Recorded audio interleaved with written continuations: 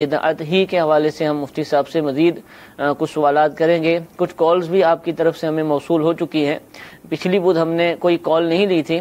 انشاءاللہ عز و جل آج کا جو سلسلہ ہے آپ کی کال سے ہی ہم شروع کریں گے۔ اول تا آخر سلسلہ دیکھنے کی نیت فرما لیجئے۔ جو باتیں بیان ہوں ممکن ہو تو ان کو لکھیے، نوٹ کیجئے، کم از کم توجہ کے ساتھ سلسلہ سماعت فرمائیے۔ انشاءاللہ عز و جل بہت ساری باتیں سیکھنے کا موقع ملے گا۔ درود پاک کی فضیلت سنتے ہیں۔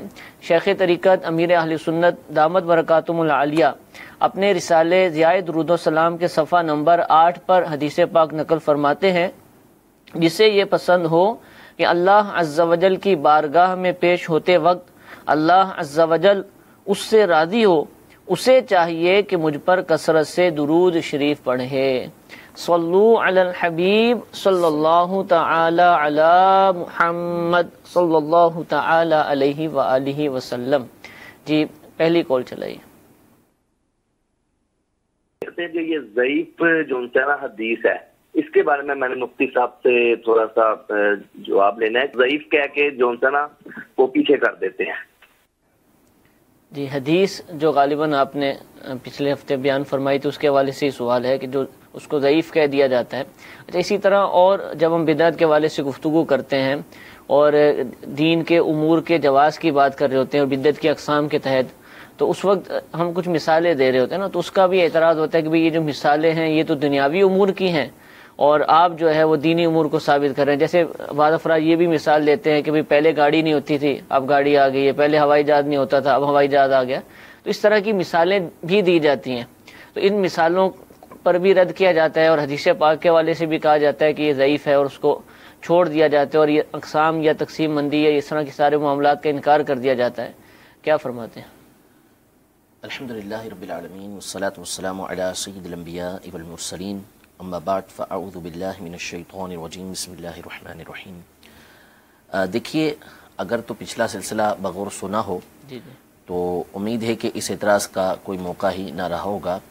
میں نے تقریباً 7 حدیثیں ذکر کی تھیں، جس میں ابتدائی 5 احادیث طیبہ وہ ذکر کی تھیں کہ جس میں نبی کریم صلی اللہ تعالیٰ علیہ وآلہ وسلم نے یہ ارشاد فرمایا کہ پہلی حدیث مبارکہ تو صحیح مسلم شریف کی حدیث مبارکہ تھی، سیدنا جریر بن عبداللہ البجلی رضی اللہ تعالیٰ عنہ کی حدیث مبارکہ، کہ جس میں حضور علیہ السلام نے واضح طور پر اس بات کی اجازت محمد فرمائی کہ جس میں ارشاد فرمایا کہ جس نے اسلام کے اندر کوئی اچھا کام ایجاد کیا اس پر اس کے بعد جس نے بھی عمل کیا تو اس کو تو اس کا اجر ملے گا، اور جتنے لوگ اس پر عمل کرتے رہیں گے اس کو بھی اس کا اجر ملے گا، اور جتنے لوگ عمل کرتے رہے ہیں تمام لوگوں کا اجر اس کو ملے گا، اور ان کے اجروں میں سے کسی طرح کی کمی واقع نہیں ہوگی۔ یہ صحیح مسلم کی حدیث مبارکہ ہے۔ اس کے بعد میں نے 4 حدیثیں ذکر کی تھیں کہ جس چیز سے اللہ تبارک و تعالیٰ نے منع نہیں فرمایا، سکوت اختیار فرمایا بغیر بھولے، تو وہ نبی کریم صلی اللہ تعالیٰ علیہ وآلہ وسلم کے بیان کردہ اصول کے مطابق حلال قرار پاتی ہے، وہ جائز قرار پاتی ہے، اور یہ حضور علیہ السلام کا بیان کردہ اصول ہے جو میں نے آپ کے سامنے بیان کیا تھا۔ اور تمام حدیثوں کو بیان کرنے کے بعد میں نے تمام کے ریفرنس بیان کیے تھے، ابھی بھی میرے سامنے لکھے ہوئے ہیں، اور میں نے ساتھ ہی ساتھ یہ بیان کیا تھا کہ اس حدیث کی سند کو کس امام نے کس مقام پر اس کا صفحہ نمبر جلد نمبر کیا، وہ بھی سامنے لکھا ہوا ہے میرے، کہاں حسن قرار دیا ہے اور کہاں پر صحیح قرار دیا ہے، لہذا اس اعتراض کا تو کوئی موقع ہی نہیں بنتا۔ اور صحیح مسلم کی جب حدیث مبارکہ موجود ہے تو اس کو ضعیف کہنے والا علم حدیث سے کورائی ہو سکتا ہے، یا پھر جاہل ہو سکتا ہے، یا پھر وہ نہ ماننے والی کوالٹی ہو سکتی ہے۔ نمبر 1 بات یہ، تو یہ بات تو بالکل باطل۔ پھر دوسری 2 جو حدیث مبارکہ تھیں کہ جس سے استدلال کیا جاتا ہے کہ ایک تو وہ حدیث مبارکہ کہ من احدث فی امرنا ما لیس منہ فہو رد، کہ ہر وہ چیز کہ جو ہمارے دین کے اندر نہیں ہے، جس نے ہمارے دین کے اندر وہ چیز ایجاد کی کہ جو ہمارے دین سے نہیں ہے وہ مردود ہے۔ اس حدیث مبارکہ سے بالکل واضح طور پر علماء محدثین نے، بالخصوص حافظ ابن رجب حنبلی رحمۃ اللہ تعالی علیہ نے جامع العلوم والحکم کے اندر اس بات کو بیان کیا کہ نبی رحمت صلی اللہ تعالی علیہ وآلہ وسلم نے یہ ارشاد فرمایا کہ ما لیس منہ، جو ایسی چیز کو ایجاد کرے جو ہمارے دین سے تعلق نہیں رکھتی وہ مردود ہے۔ لہذا اگر کوئی ایسی چیز ایجاد ہوتی ہے کہ جو ہمارے دین سے تعلق رکھتی ہے تو وہ مردود نہیں، ٹھیک ہے، اگر اس کی اصل ہمارے دین کے اندر موجود ہے تو پھر وہ مردود نہیں ہے۔ اس بات کو ائمہ محدثین نے اپنی کتابوں کے اندر بیان کیا، اور اسی پر صحابہ کرام علیہم رضوان کا عمل بھی رہا ہے، جس کو آگے بیان کیا جا رہا ہے۔ پہلی بات یہ۔ دوسری بات جو آپ نے ارشاد فرمائی کہ دنیاوی مثالیں یہ دی جاتی ہیں اور یہ بات بیان کی جاتی ہے، میں نے تو ابھی مثالیں بیان کی ہی نہیں ہیں، وہ انشاءاللہ میں آگے خلفائے راشدین کی اور دیگر صحابہ کرام علیہم رضوان کی دینی مثالیں بیان کر رہا ہوں۔ لیکن یہاں پر سوال یہ پیدا ہوتا ہے کہ حدیث مبارکہ جس سے وہ لوگ استدلال کرتے ہیں کہ جو نیک کام نئے ایجاد ہوتے ہیں اس کو وہ بدعت کہتے ہیں، دینی کام جو ایجاد ہوتے ہیں اس کو وہ بدعت کہتے ہیں، ان سے ایک سوال یہ ہوتا ہے کہ حدیث مبارکہ تو اپنے اطلاق پر ہے کہ کل بدعت ضلالہ، ہر بدعت ضلالت ہے۔ جب آپ نے اپنے اطلاق پر اس کو رکھا تو جس طرح یہ اپنے دیگر اطلاق کے اعتبار سے آپ جس طرح اس کو اپنے اطلاق پر رکھتے ہیں تو پھر یہ دین اور دنیا دونوں کو شامل ہوگی۔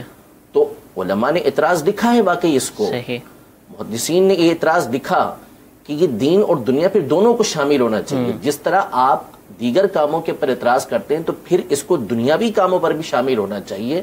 اسی لیے جو کلو بدعت ضلالہ ہے، جس طرح دنیاوی کام اس سے مستثنا ہے، یہ کام مستثنا ہے، یہ خارج ہو جاتے ہیں۔ کلو بدعت ضلالہ کے اندر جس طرح جہاز کے اندر سفر کرنا یہ شامل نہیں ہے، یعنی پہلے ہم جب حج کے لیے جاتے تھے، حضور علیہ الصلوۃ والسلام کے زمانے میں جو حج ہوتا تھا وہ اس زمانے کی سواریوں کے اعتبار سے ہوتا تھا، اور آج کے زمانے کے اندر حج آج کی سواریوں کے اعتبار سے ہوتا ہے۔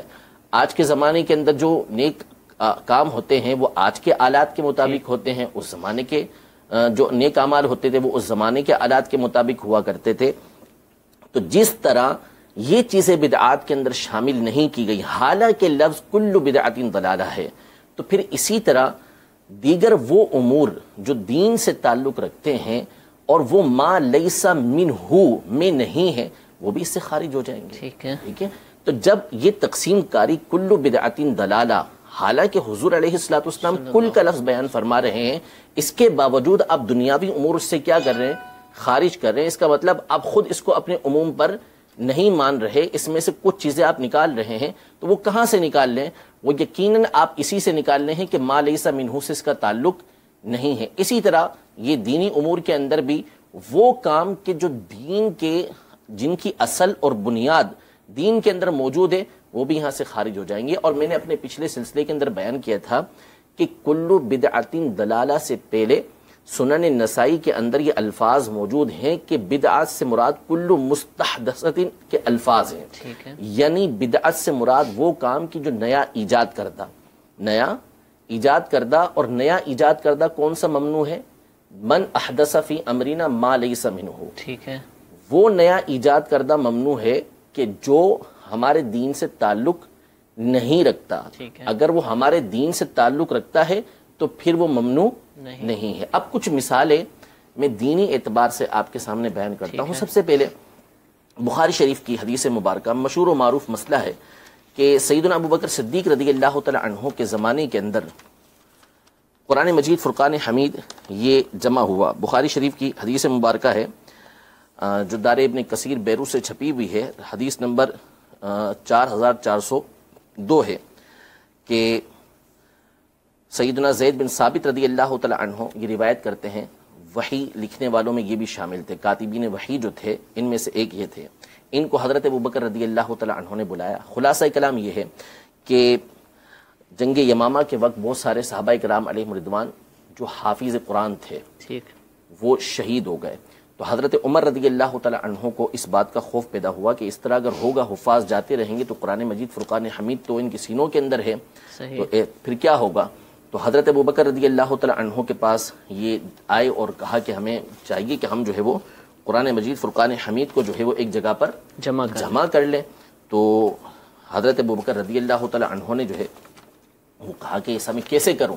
نبی کریم صلی اللہ تعالی علیہ وآلہ وسلم نے وہ کام نہیں کیا۔ حضرت ابوبکر رضی اللہ تعالی عنہ نے یہ کہا کہ کیف افعل شیئا لم یفعلہ رسول اللہ صلی اللہ تعالی علیہ وآلہ وسلم. الفاظ دیکھیں. ٹھیک ہے. کیا الفاظ ہیں؟ کیف افعل شیئا لم یفعلہ رسول اللہ صلی اللہ تعالی علیہ وسلم. اب حضرت عمر رضی اللہ تعالی عنہ کے الفاظ دیکھیں کہ حضرت عمر فرماتے ہیں کہ ہوا واللہ خیر، اگرچہ کہ رسول اللہ صلی اللہ علیہ وسلم نے وہ کام نہیں کیا لیکن اللہ کی قسم وہ خیر ہے. سبحان اللہ. حضور علیہ الصلوۃ والسلام نے وہ کام نہیں کیا لیکن اس کے باوجود وہ خیر ہے. حضرت ابو بکر صدیق رضی اللہ تعالیٰ عنہ فرماتے ہیں کہ حضرت عمر مسلسل اس موضوع پر مجھ سے بات کرتے رہے یہاں تک کہ اللہ تبارک و تعالیٰ نے میرے سینے کو کھول دیا اور میں نے دیکھا کہ جو کچھ حضرت عمر رضی اللہ تعالیٰ عنہ فرما رہے تھے کہ وہی کچھ ٹھیک تھا. ٹھیک. اب یہاں پر جو ہمارا مستدل ہے وہ یہ ہے کہ ایک کام رسول اللہ صلی اللہ تعالیٰ علیہ وسلم نے نہیں کیا اور حضرت ابو بکر رضی اللہ تعالیٰ عنہ فرما بھی یہ رہ رہے ہیں کہ میں وہ کام کیسے کروں جو رسول اللہ صلی اللہ علیہ وسلم نے نہیں کیا. حضرت عمر کا جواب دیکھیں کہ اگرچہ رسول اللہ صلی اللہ علیہ وسلم نے نہیں کیا واللہ ہوا خیر، اس کے باوجود وہ کیا ہے؟ بہتر خیر. یعنی اصول بتا دیا، قاعدہ بتا دیا کہ اگرچہ کہ نبی کریم صلی اللہ علیہ وسلم نے نہیں کیا لیکن ہے تو خیر، ہے تو اچھا کام نا. تو اس کا مطلب یہ ہوا کہ اگرچہ کہ من احدث فی امرنا ہے لیکن ما لیس منہ نہیں، کہ وہ نہیں ہے کہ یہ ہمارے دین سے تعلق نہ رکھتا ہو، یہ ہمارے دین سے تعلق رکھتا ہے، یہ نبی کریم صلی اللہ تعالیٰ علیہ وسلم کی مراد کے عین مطابق ہے. اگر خود نبی کریم صلی اللہ تعالیٰ علیہ وسلم یہ معاملہ دیکھتے تو اس بات کا حکم ارشاد فرماتے. نمبر ایک بات یہ، تو اس سے معلوم ہوا کہ خود سیدنا ابو بکر صدیق رضی اللہ تعالیٰ عنہ نے یہ بات ارشاد فرمائی. پھر اس کے بعد ہوا بھی یہ کہ حضرت سیدنا زید بن ثابت رضی اللہ تعالیٰ عنہ جب وہاں پر ان کو بلایا گیا کہ آپ آئیں اور ان کو حکم دیا گیا کہ آپ چونکہ نوجوان ہیں آپ یہ کام کریں، تو انہوں نے بھی یہی کہا کہ کیف تفعلان شیئا لم یفعلہ رسول اللہ صلی اللہ تعالی علیہ وسلم، کہ وہ کام کیسے کرو گے کہ جو کام رسول اللہ صلی اللہ تعالی علیہ وسلم نے نہیں کیا، آپ دونوں وہ کام کیسے کریں گے کہ جو رسول اللہ صلی اللہ علیہ وسلم نے نہیں کیا. تو اب حضرت ابو بکر رضی اللہ تعالی عنہ ارشاد فرماتے ہیں کہ ہوا واللہ خیر. ٹھیک ہے. کہ پہلے حضرت عمر جو بات ارشاد فرما رہے تھے اب حضرت ابو بکر رضی اللہ تعالیٰ فرما رہے ہیں کہ اللہ کی قسم وہ چیز خیر ہے. ٹھیک ہے. وہ کام حضور علیہ الصلوۃ والسلام نے نہیں کیا لیکن اب حضرت ابو بکر رضی اللہ تعالیٰ عنہ فرما رہے ہیں کہ اللہ کی قسم وہ چیز خیر ہے. تو نبی کریم صلی اللہ تعالیٰ علیہ وآلہ وسلم نے وہ کام نہیں کیا تو حضور علیہ الصلوۃ والسلام کا نہ کرنا یہ اس بات کی دلیل نہیں کہ وہ کام ناجائز نہیں. ہاں حضور علیہ الصلوۃ والسلام اس سے منع فرما دیتے تو یقیناً پھر وہ چیز غلط ہو جاتی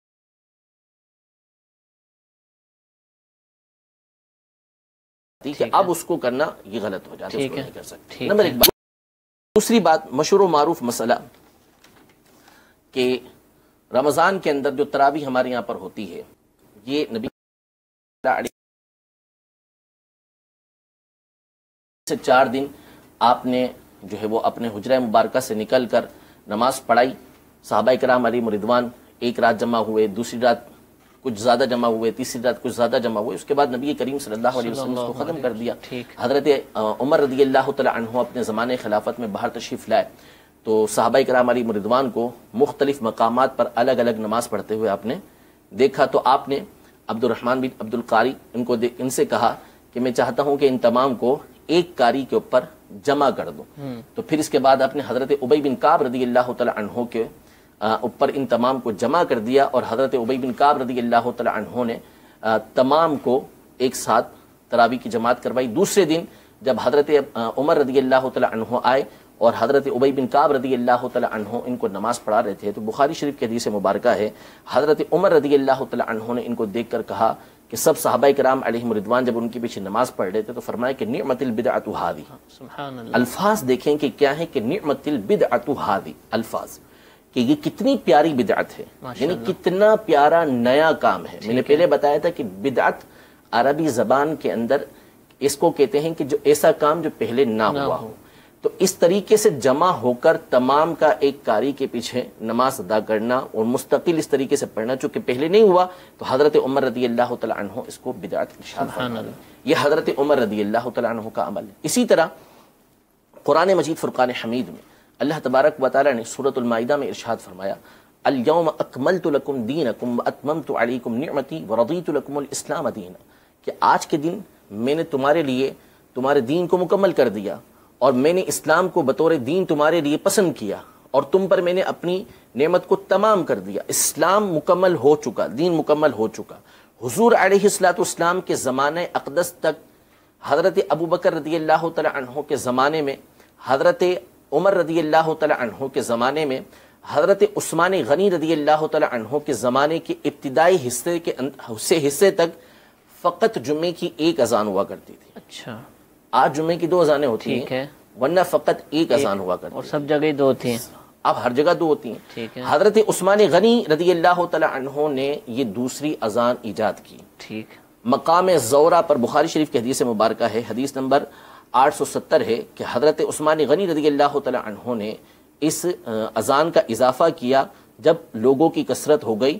مدینہ منورہ میں زورہ کے مقام پر آپ نے دوسری اذان یہ دلوانا شروع کی. تیسری اذان کے الفاظ ہیں, اس کا مطلب ہے کہ اقامت کے ساتھ ملوا کر یہ تیسری اذان بن جاتی ہے. 2 اذانیں اور تیسری اقامت. اس اذان کو حضرت ابن عمر رضی اللہ تعالی عنہما ان سے سوال کیا گیا. مصنف ابن ابی شیبہ کی حدیث مبارکہ ہے, جلد نمبر 4 ہے, صفحہ نمبر 132 اور 133 ہے, حدیث نمبر 54 5479 اور 5483 ہے. جب آپ سے سوال کیا گیا کہ جمعے کی اذان اول کے بارے میں آپ کیا فرماتے ہیں, آپ نے فرمایا یہ بدعت ہے. سبحان, فرمایا یہ بدعت ہے. ٹھیک ہے. لیکن کون سی بدعت؟ اچھی بدعت. ٹھیک ہے, یعنی اس کا رد نہیں کیا ان کے دور میں بھی ہو رہی ہے. حالانکہ تمام صحابہ کرام علیہم رضوان کے سامنے یہ ہو رہی ہے. ٹھیک ہے. یہ تیسری اذان ہو رہی ہے, یعنی دوسری اذان ہو رہی ہے اقامت کے ساتھ ملا کے تیسری. دین مکمل ہو چکا ہے, اس کے باوجود حضرت عثمان غنی رضی اللہ تعالی عنہ یہ اذان دلوا رہے ہیں. لیکن کیوں دلوا رہے ہیں؟ اس کی حاجت ہے. ٹھیک ہے. کہ دور دور تک لوگ پھیل چکے ہیں. اب اگر اذان ایک ہی دی جائے گی, اس کے متصل خطبہ ہوگا اور اس کے ساتھ ہی جماعت کھڑی ہو جائے گی تو لوگوں کی جمعہ نکل جائے گا. اس لیے اذان کا اضافہ کر دیا گیا. لوگ آرام سے جمعے کے اندر پہنچ رہے ہیں, ان کے لیے آسانی ہو رہی ہے. حضرت ابن عمر رضی اللہ تعالی عنہما اس کو بدعت بھی فرما رہے ہیں, لیکن اس کے باوجود اس کے اوپر عمل جاری ہے. ٹھیک. اس کا مطلب یہ ہوا کہ چونکہ ایک اچھا کام تھا, یہ ما لیس منہ سے تعلق نہیں رکھتا تھا, بلکہ چونکہ دین ہی سے تعلق رکھتا تھا, اس لیے اس بات کا اضافہ کرنا اس کے اوپر کوئی حرج نہیں ہے. ٹھیک ہے. اسی طرح حضرت علی رضی اللہ تعالی عنہ, جب حضرت عمر رضی اللہ تعالی عنہ نے اس کام کو ایجاد کیا کہ تراویح کی جماعت اس طریقے سے ہوتی رہی, تو آپ نے اس بات کو بڑا پسند فرمایا, اس کو آپ نے جاری رکھا. اور بہت ساری احادیث طیبہ اس حوالے سے موجود ہیں. صحیح بخاری شریف کی ایک حدیث مبارکہ ہے چاش کی نماز کے بارے میں. چاش کی نماز نبی کریم صلی اللہ تعالی علیہ وسلم نے بڑی فضیلتیں بیان کی ہیں, اور چاش کی نماز آپ علیہ الصلوۃ والسلام پڑھتے بھی رہے ہیں. لیکن یہ چاش کی نماز کے بارے میں صحابہ کرام علیہم رضوان کی بدعت کے اقوال ملتے ہیں. اچھا جی. حضرت عائشہ رضی اللہ تعالی عنہا کی حدیث مبارکہ ہے, یہ جو من احدث فی امرنا ما لیس منہ فہو رد, بڑی مشہور حدیث مبارکہ جو بخاری شریف کی, جس سے استدلال کیا جاتا ہے. حضور علیہ الصلوۃ والسلام نے فرمایا کہ جس نے ہمارے دین کے اندر کوئی ایسا کام ایجاد کیا کہ جو ہمارے دین سے تعلق نہیں رکھتا, وہ مردود ہے. اس حدیث پاک کو روایت کیا حضرت عائشہ رضی اللہ تعالی عنہا نے. حضرت عائشہ رضی اللہ تعالی عنہا کی حدیث مبارکہ بخاری شریف میں حدیث نمبر 1685 ہے. حضرت نہیں بلکہ حدیث نمبر جو ہے وہ 1076 ہے. حضرت عائشہ رضی اللہ تعالی عنہا یہ روایت کرتی ہیں کہ رسول اللہ صلی اللہ تعالی علیہ وآلہ وسلم جب کوئی عمل کرتے تھے تو اس عمل کو ہمیشہ کیا کرتے تھے. آپ کی عادت تھی کہ ہمیشہ عمل کیا کرتے تھے, اور بلکہ آپ فرماتی ہیں کہ ان کان رسول اللہ صلی اللہ تعالی علیہ وسلم لا يدع العمل وهو يحب ان يعمل به خشية ان يعمل به الناس فيفرض عليهم وما سبح رسول الله صلی اللہ تعالی علیہ وسلم سبحة الضحى قط واني لاسبحها.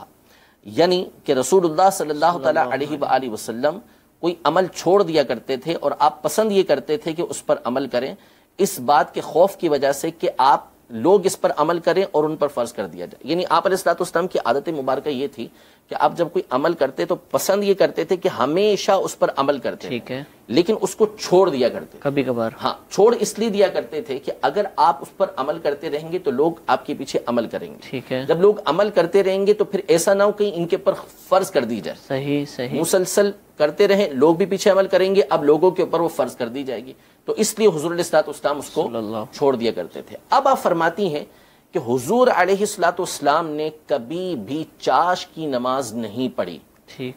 کبھی بھی چاش کی نماز نہیں پڑھی وَإِنِّي لَأُسَبِّحُهَا، لیکن میں چاش کی نماز پڑھتی ہوں۔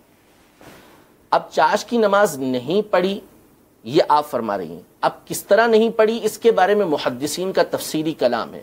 بعض نے یہ کہا کہ حضرت عائشہ رضی اللہ تعالی عنہا کے مطابق اصلاً نہیں پڑھی، ٹھیک ہے، یعنی انہوں نے حضور علیہ الصلوۃ والسلام کو پڑھتے ہوئے نہیں دیکھا تو اس لیے انہوں نے کہا کہ نہیں پڑھی، ٹھیک ہے۔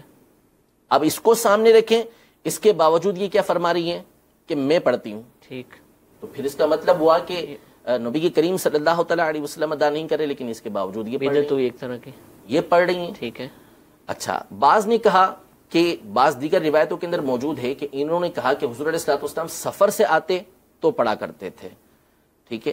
بعض نے کہا کہ اس کا مطلب یہ ہے کہ حضور علیہ الصلوۃ والسلام ہمیشہ نہیں پڑھا کرتے تھے، وَإِنِّي لَأُسَبِّحُهَا کا مطلب ہے کہ میں ہمیشہ پڑھتی ہوں، لیکن مطلب تو واضح ہو گیا کہ حضور علیہ الصلوۃ والسلام ہمیشہ نہیں پڑھ رہے لیکن یہ ہمیشہ پڑھ رہی ہیں، تو پھر بھی مطلب یہ ہوا کہ حضور علیہ الصلوۃ والسلام ہمیشہ نہیں پڑھ رہے لیکن یہ ہمیشہ ادا کر رہی ہیں، تو طریقہ کار تو مختلف ہو گیا نا۔ تو ما من احدث فی امرنا ما لیس منہ فہو رد کے یہ برخلاف ہوا، ٹھیک ہے، ٹھیک ہے، یعنی حضور علیہ الصلوۃ والسلام ہمیشہ ادا نہیں کر رہے لیکن یہ ہمیشہ ادا کر رہی ہیں، تو ایک طریقے سے مخالفت تو پائی گئی اس کے اندر، لیکن چونکہ یہ وہ مخالفت نہیں ہے کہ جس کو مردود کہا جائے، یہ ما لیس منہ سے تعلق نہیں رکھتی، بلکہ یہ وہ کام ہے کہ جو نبی کریم صلی اللہ تعالی علیہ وسلم کی مراد کے عین مطابق ہے، کہ حضور علیہ الصلوۃ والسلام اس لیے چھوڑا کرتے تھے کہ اگر آپ اس پر ہمیشہ عمل کرتے رہیں گے تو ممکن ہے کہ لوگ پیچھے پیچھے چلیں گے اور وہ فرض کر دی جائے گی۔ حضرت عائشہ رضی اللہ تعالی عنہا ہمیشہ عمل کرتی رہیں گی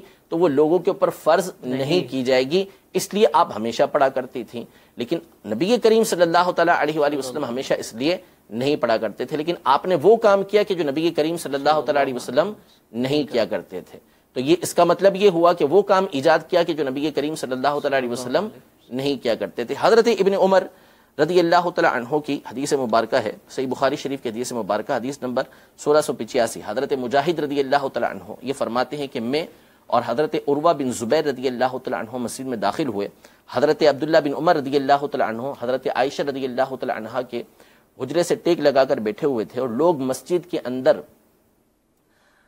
چاش کی نماز ادا کر رہے تھے، تو ہم نے آپ سے اس کے بارے میں سوال کیا کہ یہ چاش کی نماز پڑھ رہے ہیں، تو آپ نے فرمایا کہ بدعتن، یہ بدعت ہے، ٹھیک، اور صحیح سند کے ساتھ مصنف ابن ابی شیبہ کے اندر یہی حدیث مبارکہ موجود ہے، اس میں آپ نے فرمایا کہ نعمت البدعت، اچھی بدعت تو ہے لیکن بہت ہی اچھی بدعت ہے۔ علامہ قسطلانی رحمۃ اللہ تعالی علیہ نے المواہب اللدنیہ کے اندر اس کی تشریح کرتے ہوئے یہ ارشاد فرمایا کہ ان کی اس سے مراد یہ ہے کہ بدعت اس اعتبار سے کہ حضور علیہ الصلوۃ والسلام عام طور پہ اس طرح کے نوافل جو ہے وہ پوشیدہ پڑھا کرتے تھے، لوگ اظہار کر کے پڑھ رہے ہیں، یا آپ علیہ الصلوۃ والسلام اس پر مداومت نہیں فرمایا کرتے تھے، ہمیشہ نہیں پڑھا کرتے تھے، یہ ہمیشہ پڑھ رہے ہیں، تو آپ نے اس کو کیا فرمایا کہ بہت اچھی بدعت ہے۔ دیکھیں اس پر بھی آپ نے چاش کی نماز کے اوپر بھی اچھی بدعت کا اطلاق فرمایا، تو یہ صحابہ کرام علیہم رضوان ایسے عبادات کے اوپر بھی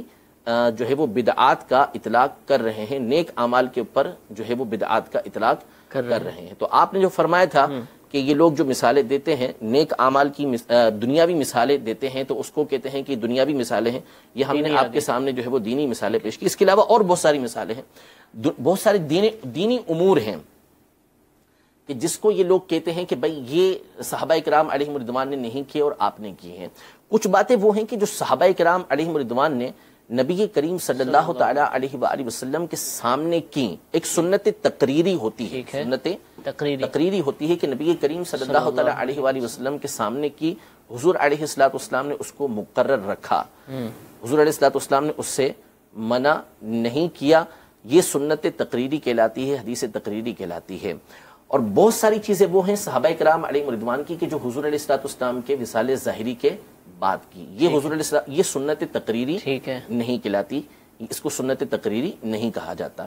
اسی طرح تابعین کے جو صحابہ کرام علیہ رضوان کے بعد آئے ہیں، ان کے بہت سارے امور وہ ہیں کہ جو عبادات سے تعلق رکھتے ہیں، دین سے تعلق رکھتے ہیں، اور ان کا کوئی یعنی ایسا کوئی ثبوت نہیں ہے کہ جو صحابہ کرام علیہ رضوان نے کیا ہو وہ عمل کرتے رہے ہیں۔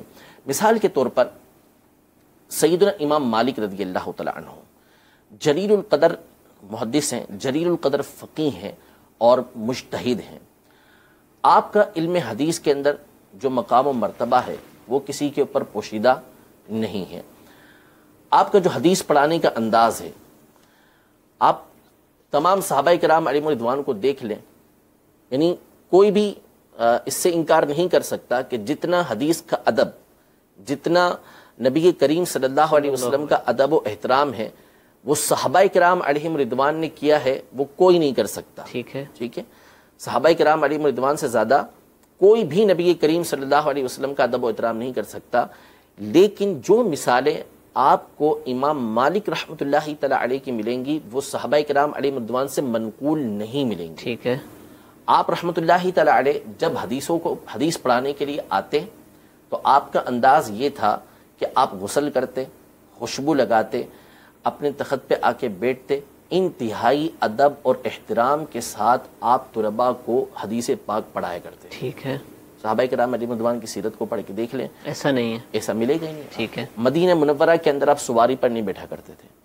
امام شافعی فرماتے ہیں کہ میں نے اعلیٰ سے اعلیٰ گھوڑے آپ کے دروازے پر بندھے ہوئے دیکھے لیکن کبھی بھی نہیں دیکھا کہ آپ جو ہے وہ سواری پر بیٹھے ہوں. طبعی حاجات کے لیے مدینہ منورہ سے باہر جایا کرتے تھے. تو یہ تو دینی کام ہے نا. اس طریقے سے جو ہے وہ حدیث پاک پڑھانا، حدیثوں کا درس دینا، صحابہ کرام علیہم رضوان اس طرح کے عمل یہ نہیں کیا کرتے تھے. تو یہ دینی مثالیں ہیں جو صحابہ کرام علیہم رضوان نے ایجاد کی ہیں. یہ کچھ باتیں میں نے صحابہ کرام علیہم رضوان کے حوالے سے آپ کے سامنے عرض کی. میں اب کچھ باتیں جو ہے ائمہ کے حوالے سے ائمہ حضور یہ مثالیں جیسے آپ نے صحابہ کرام کی دی ہیں، اچھا یہ مثالیں اور آپ ماشاءاللہ بھی اور بھی مثالیں پیش فرمانے لگے ہیں. اچھا جو اعتراض کرتے ہیں نا وہ ان کو بھی معلوم ہوں گی یا معلوم نہیں ہے، وہ ان ساری مثالوں کو قطع نظر کرتے ہیں. حالانکہ آپ نے نماز کی بھی مثال دی ہے، چاش کی نماز کے حوالے سے بات ہوئی ہے، جماعت خالص جو ایک دینی کام ہے اور مذہبی کام ہے اس کے حوالے سے بھی مثالیں دی ہیں. لیکن یہ مثالیں ساری گما دی جاتی ہیں اور پھر وہ اپنی طرف سے کچھ ٹیکنیکل سوالات کر کے جو ہے نا وہ لوگوں کا ذہن خراب کیا. مثال کے طور پہ کہ بھئی آپ کہتے ہیں کہ جو کام صحابہ نے نہیں کیا اور اچھا ہو تو ہمیں کر لینا چاہیے، تو کہتے ہیں پھر سجدے 2 ہوتے ہیں 3 کر لیا کریں، رکعتیں 4 ہوتی ہیں 5 پڑھ لیا کریں. اب اس طرح کی مثالیں دے رہے ہوتے ہیں نا، کوئی بھی سننے والا کہتے ہیں ہاں آپ کہہ تو صحیح رہے کہ اگر یہ اچھا کام ہے تو نماز پڑھنا بھی ایک اچھا کام ہے. 3 رکعتیں پڑھنی ہیں، مغرب میں 4 پڑھ لیتے ہیں، سفر میں 2 کا حکم دیا ہم 4 پڑھ لیتے ہیں، 2 سجدے کرنے ہر رکعت میں ہم 3 کر لیتے ہیں. تو نہیں کیے جاتے کہ ایسا سرکار نے نہیں کیا، صحابہ نے نہیں کیا، لہذا ہم بھی نہیں کریں گے. دیکھیں میں نے عرض کیا کہ پچھلی دفعہ بھی میں نے عرض کیا تھا کہ اعتراض عام طور پہ اس طرح کے جو ہوتے ہیں نا وہ احناف پر بعض لوگ یوں اعتراض کیا کرتے ہیں کہ احناف جو ہے نا وہ حدیث کے مقابلے میں قیاس لے کر آتے ہیں. ٹھیک ہے، اور بالکل باطل بات ہے اور بڑے عجیب و غریب جملے ایجاد کیے جاتے ہیں کہ بھائی جو ہے وہ حدیث کے مقابلے میں، قرآن کے مقابلے میں قیاس کیے جا رہے ہیں. اب اتنی ساری حدیثیں پیچھے ہم نے بیان کی. میں نے پچھلی دفعہ بھی مثال دی تھی کہ یار ہم تو حدیث بیان کر رہے ہیں کہ حضور علیہ الصلوۃ والسلام نے ارشاد فرمایا کہ ما احل اللہ فی کتابہ فہو حلال ما حرم اللہ فی کتابہ فہو حرام وما سکت عنہ من غیر نسیان فہو عفو، کہ جس کو اللہ تبارک و تعالیٰ نے اپنی کتاب کے اندر حلال کیا وہ حلال ہے، جس کو اللہ نے اپنی کتاب کے اندر حرام کیا وہ حرام ہے، جس سے بغیر بھولے اللہ تبارک و تعالیٰ نے سکوت فرمایا وہ معاف ہے. ہم حدیث بیان کریں اور آپ عقل اپنی دوڑائیں تو ہم رسول اللہ صلی اللہ علیہ وسلم کے پیچھے چلنے کی بات کر رہے ہیں اور آپ اپنی عقل کا جو ہے وہ گھوڑا دوڑا رہے ہیں. تو ہم کس کی بات مانیں؟ ہم رسول اللہ صلی اللہ علیہ وسلم کی بات مانیں یا آپ کی عقل کی بات مانیں؟ آپ تو رسول اللہ صلی اللہ علیہ وسلم کی بات مانیں گے نہ کہ آپ کی عقل کی بات مانیں گے. تو پہلی بات تو یہ ہم آپ کی بات نہیں مان سکتے، ہم رسول اللہ صلی اللہ علیہ وسلم کی بات مانیں گے. دوسری بات یہ کہ جب حدیث کے مقابلے میں آپ اپنی عقل کے گھوڑے دوڑائیں گے تو وہ گھوڑے دوڑیں گے الٹے ہی. ٹھیک ہے، دیکھیں مسئلہ یہ ہے کہ جو چیز نبی کریم صلی اللہ تعالیٰ علیہ وسلم کی سنت کو تبدیل کرے گی، جو حضور علیہ الصلوۃ والسلام کی سنت کو اٹھانے والی ہوگی، ٹھیک ہے، وہ چیز ہوگی کہ جو بدعت باطلہ ہوگی، بدعت دلالہ ہوگی، بدعت سیئہ ہوگی. ٹھیک ہے، اس کی مثال میں آپ کو پیش کرتا ہوں. مثال کے طور پر ہمارے یہاں ایک بڑا مشہور مسئلہ ہے کہ اذان سے پہلے درود پاک پڑھنے کا، کہ اذان سے پہلے جو درود پاک پڑھنا ہے وہ پڑھا جائے گا یا نہیں پڑھا جائے گا. حضرت بلال رضی اللہ تعالیٰ عنہ نے اذان سے پہلے درود پاک پڑھا یا نہیں پڑھا؟ جو کہتے ہیں کہ نہیں پڑھا تو وہ کہتے ہیں کہ بھائی نہیں پڑھا جائے گا. ہم کہتے ہیں کہ پڑھ سکتے ہیں, کوئی مسئلہ نہیں ہے. قرآن مجید فرقان حمید میں اللہ تبارک و تعالیٰ نے مطلقاً یہ ارشاد فرمایا کہ اے ایمان والو اس غیب بتانے والے پر خوب درود پڑھو اور خوب سلام بھیجو. اس لیے مطلق فرمایا ہے تو کسی وقت بھی پڑھ سکتے ہیں, لہذا اذان سے پہلے بھی پڑھا جا سکتا ہے, اس پر کوئی حرج نہیں ہے. ترمذی شریف کی ایک حدیث مبارکہ, حضرت عبداللہ بن عمر رضی اللہ تعالی عنہما کے پاس کسی شخص کو چھینک آئی تو اس نے یوں کہا الحمدللہ والسلام علی رسول اللہ, کہ الحمدللہ اور اس کے ساتھ اس نے والسلام علی رسول اللہ کہا. تو اس پر حضرت عبداللہ بن عمر رضی اللہ تعالی عنہما انہوں نے کہا کہ لیس ہکذا علمنا رسول اللہ صلی اللہ علیہ وسلم, میں خود بھی حضور علیہ الصلوۃ والسلام پہ سلام بھیجتا ہوں لیکن اس طریقے سے حضور علیہ الصلوۃ والسلام نے ہمیں نہیں سکھایا. ٹھیک ہے, کہ چھینک آنے پر اس طرح کہیں, ہمیں حضور علیہ الصلوۃ والسلام نے اس طرح سکھایا الحمدللہ رب العالمین. ٹھیک ہے, یہ منع فرمایا. اب اس سے استدلال کیا کہ دیکھو اگر اس طریقے سے اجازت ہوتی تو پھر اذان سے پہلے بھی درود پاک پڑھتے. حضور علیہ الصلوۃ والسلام نے اذان سے پہلے درود پاک پڑھنا نہیں سکھایا. ٹھیک ہے, مسئلہ مسئلہ یہ ہے کہ یہاں پر حضور علیہ الصلوۃ والسلام کی سنت کے اندر تغیر و تبدل آیا ہے طریقے اس حدیث پاک کے اندر, جو حضرت عبداللہ بن عمر رضی اللہ تعالی عنہما نے منع فرمایا. اس سے کیا ہوا ہے, حضور علیہ الصلوۃ والسلام کی سنت کے اندر تبدیلی آئی ہے کہ حضور علیہ الصلوۃ والسلام نے فرمایا الحمدللہ رب العالمین یہ پڑھنا ہے. ٹھیک ہے, انہوں نے کیا پڑھ دیا الحمدللہ والسلام علی رسول اللہ.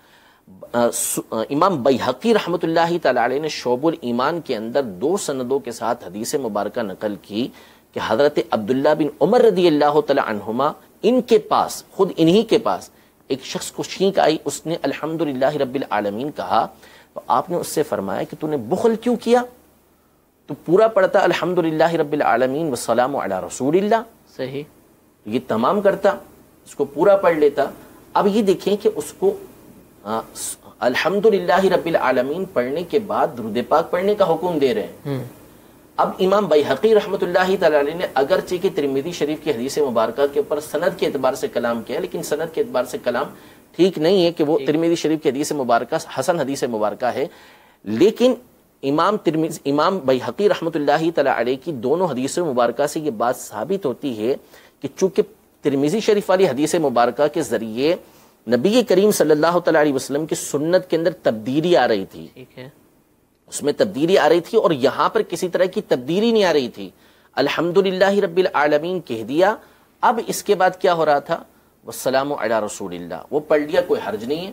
تو اب اگر کوئی اللہ اکبر الصلاۃ والسلام علیک یا رسول اللہ, اشہد ان لا الہ الا اللہ الصلاۃ والسلام علیک یا رسول اللہ, اس طریقے سے کوئی کرے گا ہم منع کریں گے. الصلاۃ والسلام علیک یا رسول اللہ وعلی آلک واصحابک یا حبیب اللہ, رک گیا تھوڑا سا, اللہ اکبر اب پڑھتا ہے اس کو, تو کیا تبدیلی لے کر آیا ہے, کوئی تغیر لے کر نہیں آیا. اذان کے ساتھ مل تو رہے نا, جیسے اذان رک گیا نا, تو کوئی تبدیلی تغیر لے کر نہیں آیا. امام اہل سنت نے فرمایا کہ اس انداز میں درود پاک پڑھے کہ تھوڑا سا رک جائے, وقفہ دے, پھر اس کے بعد اذان کے نہ شروع کرے. اس کی ایک اور مثال صحیح مسلم شریف کی حدیث مبارکہ ہے, صحاح ستہ کے اندر نبی کریم صلی اللہ تعالی علیہ وآلہ وسلم کا تلبیہ یہ ہے کہ آپ جب احرام باندھتے تو پڑھتے لبیک اللہم لبیک, لبیک لا شریک لک لبیک, ان الحمد والنعمت لک والملک, لبیک لا شریک لک لبیک. ٹھیک ہے, اتنا آپ تلبیہ پڑھتے, اس کے بعد آپ کچھ بھی نہیں پڑھا کرتے. اتنا تلبیہ ہوتا, رک جاتے اس کے بعد آپ. لیکن صحیح مسلم کی حدیث مبارکہ ہے کہ سیدنا عبداللہ بن عمر رضی اللہ تعالی عنہما, جن سے بڑھ کر صحابہ کرام علیہم رضوان میں سنتوں کی اتباع کرنے والا کوئی مشہور ہی نہیں ہے. آپ کے بارے میں امام احمد بن حنبل رضی اللہ تعالی عنہ نے صحیح سند کے ساتھ حدیث مبارکہ نقل کی کہ ایک مرتبہ آپ کسی جگہ کے اوپر اونٹنی کو گھما رہے تھے. کسی نے پوچھا کہ حضرت کیا کر رہے ہیں, اونٹنی یہاں پہ کیوں گھما رہے ہیں؟ تو فرمایا کہ لا ادری, معلوم ہی نہیں کیوں گھما رہا ہوں. رأیتہ رسول اللہ صلی اللہ تعالی علیہ وسلم فعلہ فعلتہ, میں نے بس دیکھا تھا کہ حضور علیہ الصلوۃ والسلام یہاں پہ اونٹنی گھما رہے تھے, بس میں گھما رہا ہوں. یہ تو آپ کی سنت کی اتباع کا ذہن تھا. آپ کے بارے میں صحیح مسلم شریف کے حدیث مبارکہ ہے کہ جب آپ اتنا تلبیہ پڑھتے تو اس کے بعد آپ مزید پڑھتے لبیک لبیک وسعدیک والخیر بیدیک, لبیک وسعدیک والرغباء والرغباء والعمل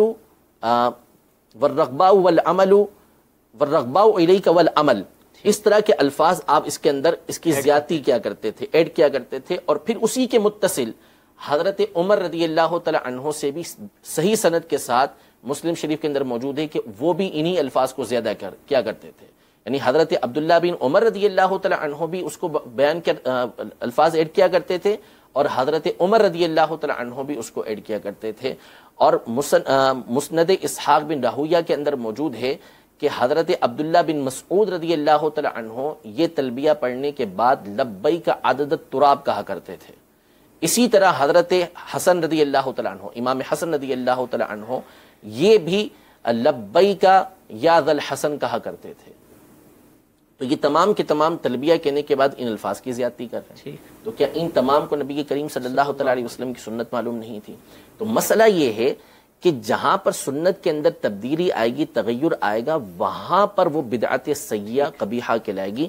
تو یہ جو آپ کہہ رہے ہیں نا 3 سجدے 4 رکعتیں، ان کے ذریعے سے نبی کریم صلی اللہ تعالی علیہ وسلم کے طریقہ کار کے اندر تبدیلی آ جائے گی. ٹھیک ہے. حضور علیہ الصلوۃ والسلام نے جو طریقہ کار بیان کیا ہے، حضور علیہ الصلوۃ والسلام نے جو شریعت مطہرہ بیان کی ہے، وہ طریقہ کار ختم ہو جائے گا، وہ طریقہ کار اٹھ جائے گا. اس لیے یہ بدعت سیئہ قبیحہ کہلائے گی، دین کا طریقہ کار بدل جائے گا. ٹھیک ہے، جزاک اللہ. اچھا حضور، آپ نے جو مثالیں پیش فرمائی نماز کی اور مختلف ہیں، لیکن استدلال جو ہمارا ہوتا ہے نا وہ معمولات اہل سنت پر ہو رہا ہوتا ہے اور اس کو وہ بدعت کہا جا رہا ہوتا ہے. تو سوالات اس پر بہت سارے باقی ہیں، لیکن سلسلے کا وقت ہمارا ختم ہو چکا ہے.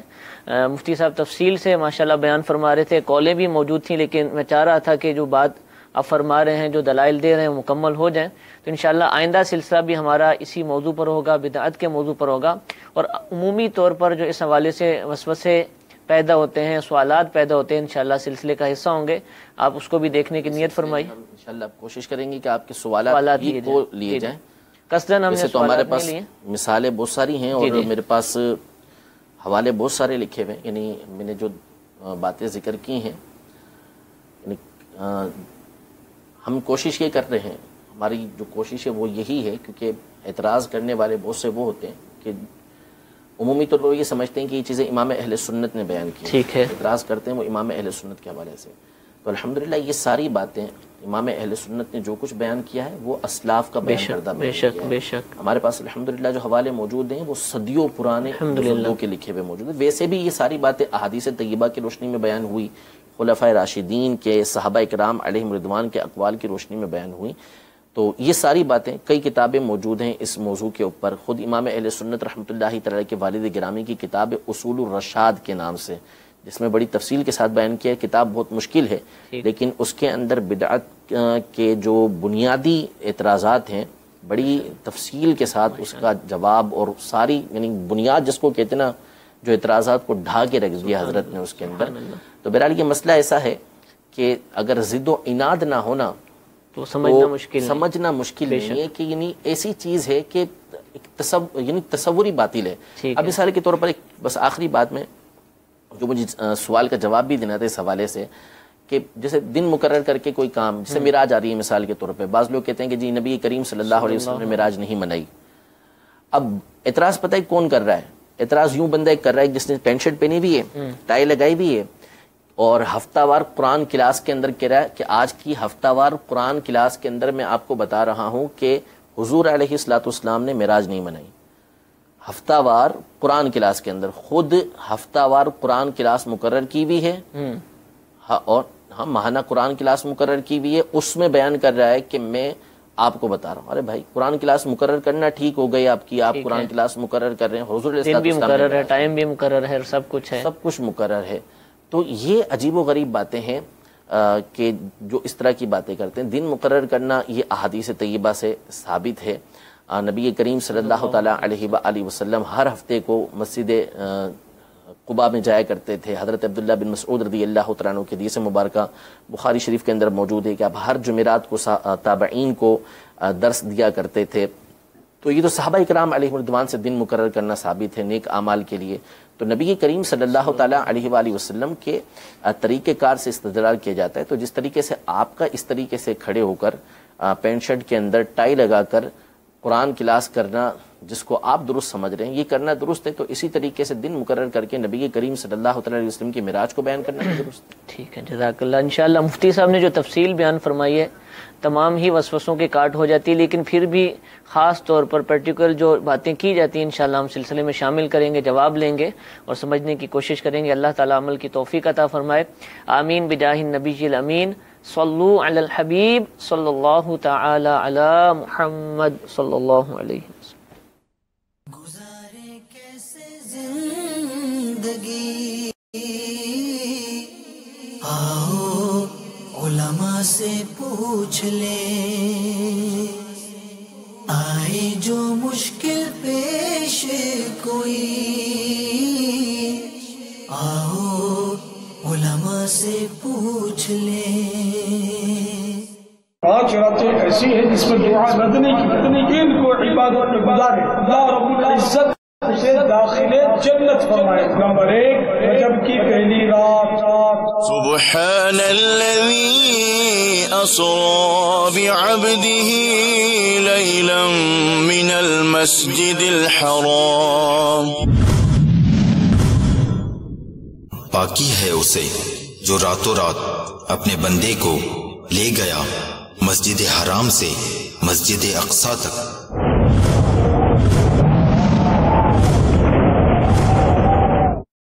جس کے گردا گرد ہم نے برکت رکھی کہ ہم اسے اپنی عظیم نشانیاں دکھائیں۔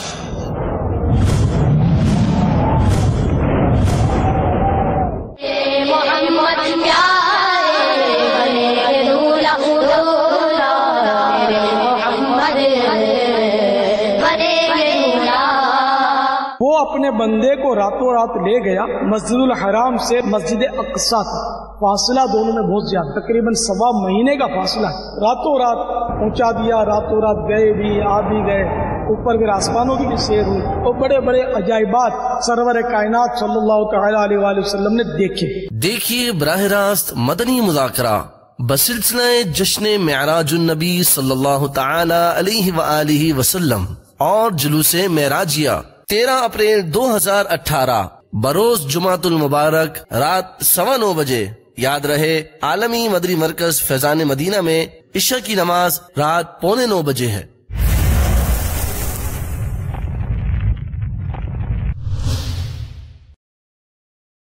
عائشہ دعوت اسلامی کی مدنی خبریں دیکھیے، مگر ٹھہریے پہلے اچھی اچھی نیتیں فرما لیجئے تاکہ ثواب بھی ملے۔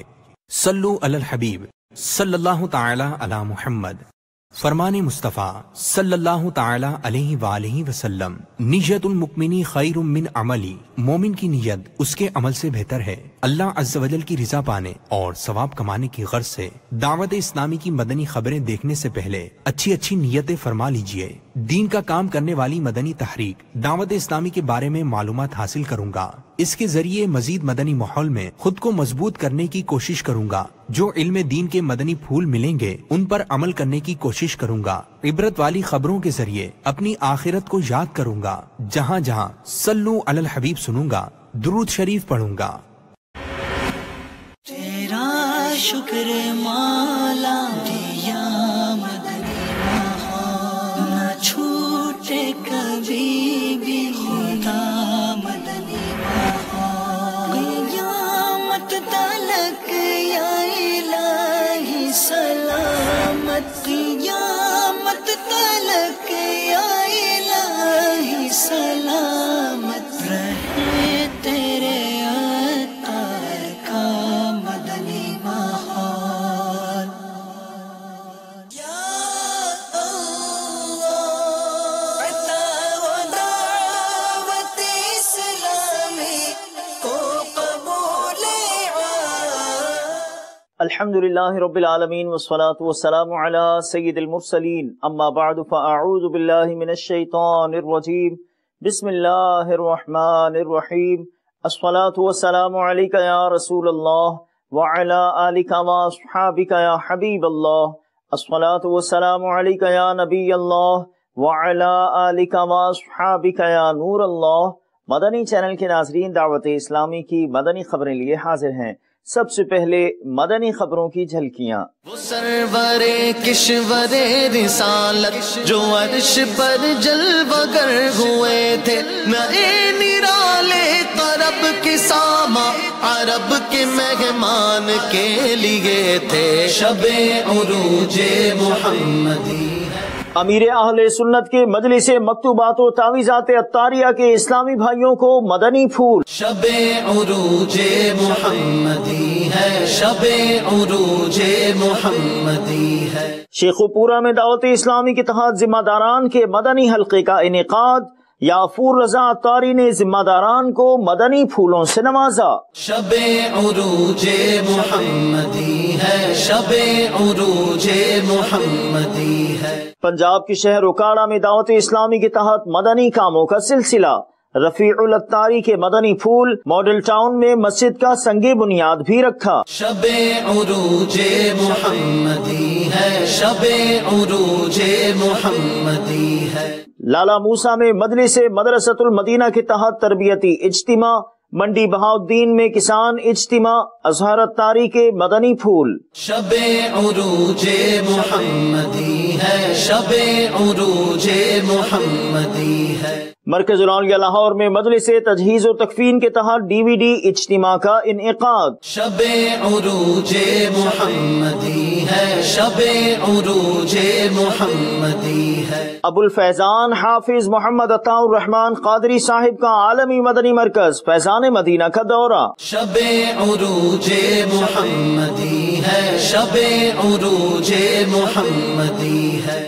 باب الاسلام سندھ میں فیضان قرآن و حدیث کورس کا آغاز۔ شب عروج محمدی ہے، شب عروج محمدی ہے۔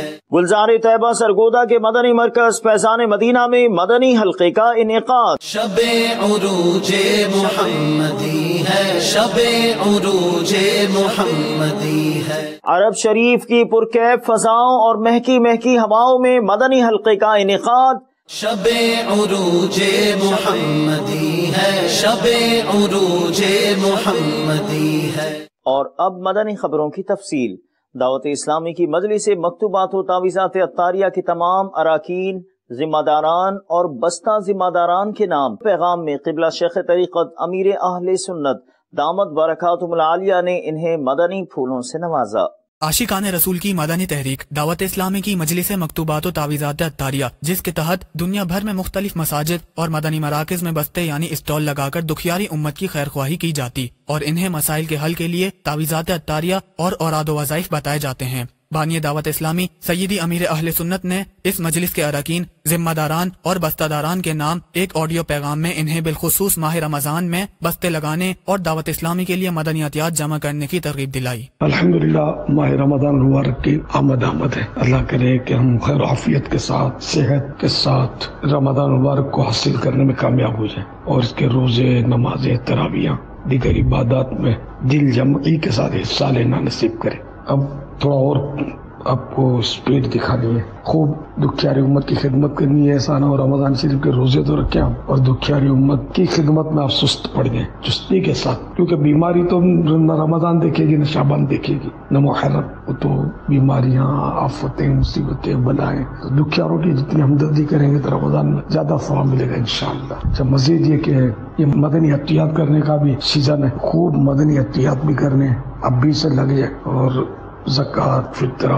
خوب جمع کریں۔ اچھا نیز یہ کہ جو ذمہ داران، بستہ ذمہ دار وغیرہ کئی ایسے ہوں گے جو بستے پر بھی ذمہ داری نبھاتے ہوں گے اور کسی اور شعبے سے بھی دعوت اسلامی کے وابستہ ہوں گے، تو اس میں یہ کہ جیسے کہ جو بستہ ذمہ داران ہیں وہ شاید سمجھتے ہوں کہ تعویذات دینے سے جن کو فائدہ ہوا وہ متاثر بہت ہوتے ہوں گے اور اس کی وجہ سے آپ کو مدنی عطیات ملتے ہوں گے اور مجلس کے ظاہر اخراجات بھی بہت زیادہ ہے، دنیا بھر میں کام کرنا ہے، بستے ذمہ داران اور دیگر اخراجات تو ہوتے ہی ہیں۔ تو جو تعویذات کے بستوں پر کی ہوئی انفرادی کوششوں وغیرہ کے ذریعے جو زکوٰۃ، فطرہ یا مدنی عطیات حاصل ہوں اس کو آپ کو مجلس ہی کو جمع کرانا چاہیے۔ یہ نہیں کہ آپ جس شعبے میں سروس ہے، آپ کے اجیر ہیں، اب وہاں جا کر جمع کروا دیں، اور اس طرح نہیں کرنا ہے، مجلس ہی میں آپ نے جمع کروانا۔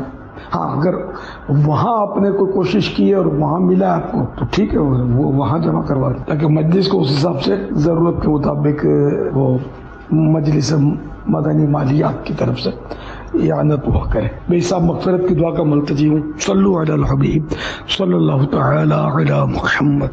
نیروبی اور ممباسا کینیا میں نگران شورا حضرت مولانا محمد عمران اتاری مدعا ذلہ العالی کے مدنی کاموں میں شرکت کے مناظر آپ کو دکھاتے ہیں. کینیا کے دارالحکومت نیروبی میں اسلامی بھائی اکرم خان کے گھر پر منعقدہ شخصیات مدنی حلقے میں نگران شورا حضرت مولانا محمد عمران اتاری نے مدنی پھول ارشاد فرمائے. ہر طرف نیکی کی دعوت عام ہو، نیک ہو امت اے نانا اے حسین.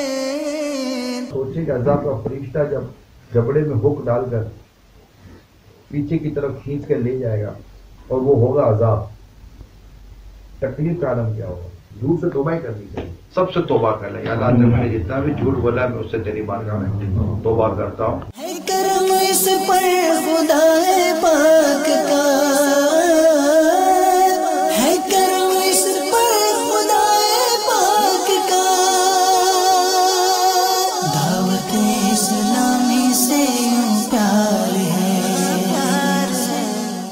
نیروبی ہی میں منعقدہ ایک سنت بھرے اجتماع میں نگران شورا نے سنت بھرا بیان فرمایا. ہم جب کسی کا تذکرہ کرتے ہیں نا تو ہم منفی نیگیٹو ڈسکشن کر رہے ہوتے ہیں. وہ اب اس کو تو بولنا ہی نہیں آتا، تو یہ بات اگر اس میں ہے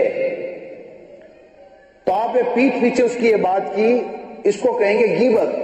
یہ تو نارمل ہمارے عموماً مارکیٹ کے اندر لینگویج ہوتی ہے، یار وہ تو پیسے کھا جاتا ہے. بھائی کیسے پتا چلا پیسے کھا جاتا ہے؟ سنا ہے کسی شخص کے جھوٹا ہونے کے لیے کافی ہے کہ وہ بغیر تحقیق کے بعد آگے بیان کر دے. اب تو لکھیں گے یا بولیں گے وہ فوراً گروپ میں، فوراً فیس بک کے اوپر، پیپر میڈیا میں، الیکٹرانک میڈیا میں، موبائل کے ذریعے جو میڈین کام کر رہے تو اس میں فوراً وائرل کر دیں گے. وائرل ورڈ ہے نا، یہ چلا ہے وائرل، وائرل کر دو، وائرل کر دو، وائرل کر دو. کیا وائرل کر رہے ہیں؟ کیا شریعت میں الاؤ کرتی ہے کہ میں اعلان کر دوں گا یہ شراب پیتا ہے؟ کوئی کہتا ہے کہ میں نے تو اس لیے کہا کہ میں اس کی اصلاح چاہتا ہوں، I want to rectify him. تو کیا کسی کی اصلاح سوشل میڈیا پر ہوتی ہے؟ اصلاح اگر کرنا چاہتے ہیں، کسی کی برائی ختم کرنا چاہتے ہیں تو اس کا بھی کوئی طریقہ ہے، اس کا بھی کوئی وے. عورتیں تو بیٹھ کر ایک دوسرے کے بارے بات کرتی رہتی ہیں، ان کی اصلاح بھی ہماری ذمہ داری ہے. کیونکہ مرد کا کام ہے کہ اپنی بیوی کی اصلاح کرنا، اپنی بیٹی کی اصلاح کرنا. نیروبی میں مشاورت کے اسلامی بھائیوں اور دیگر عاشقان رسول کے مدنی مشورے میں آپ نے مدنی پھول ارشاد فرمائے. اللہ کرم ایسا کرے تجھ پہ جہاں میں، اے دعوت اسلام تیرے دھوم مچی ہو، اے دعوت اسلام تیری دھوم مچی ہو. نیروبی سے ممباسا کینیا آپ کی روانگی ہوئی. دعوت اسلامی کی قیوم سارے جہاں میں مچ جائے دھوم، اس پہ فدا ہو بچہ بچہ یا اللہ میری جھولے بھر دے. ممباسا آمد پر مقامی اسلامی بھائیوں نے ایئرپورٹ پر آپ کا استقبال کیا. تم دعوت اسلامی کو جانتے ہو کیا ہے، تم دعوت اسلامی کو جانتے ہو کیا ہے. فیضان مدینہ ہے، فیضان مدینہ ہے. الحمدللہ عز و جل اس وقت ہم کینیا کے شہر ممباسا پہنچ چکے ہیں اور ابھی ممباسا میں 7:45 بج چکے ہیں. الحمدللہ یہاں پر ہمارا کچھ مدنی مشورے بھی ہیں، اسلامی بہنوں کے مدنی کام پر مدنی مشورے، ذمہ داران کے مدنی مشورے ہیں، اور علماء کرام سے ملاقات کی بھی صورت ہے، اور انشاءاللہ سنت و بھرے اجتماع کی بھی ترکیب ہے.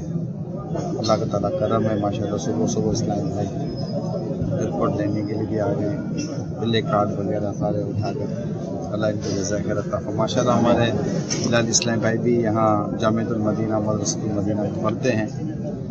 अल्लाह करीम दावत इस्लामी को नजर बद से बचाए, आमीन, और हम सबको मिलजुल कर मदनी काम करते रहने की तौफीक अता फरमाए। जबकि मदनी मरकज फैज़ान मदीना पहुँचने पर भी जामिअतुल मदीना और मदरसतुल मदीना के तुलबाए कराम ने आपका इस्तकबाल किया। निगरान शूरा ने इन तुलबाए कराम में अपने दस्ते मुबारक से खाना भी तकसीम फरमाया। मुझको मिली है इज्जत अत्तार की बदौलत, चमकी है मेरी किस्मत अत्तार की बदौलत, मुझको मिली है इज्जत अत्तार की बदौलत, चमकी है मेरी किस्मत अत्तार की बदौलत।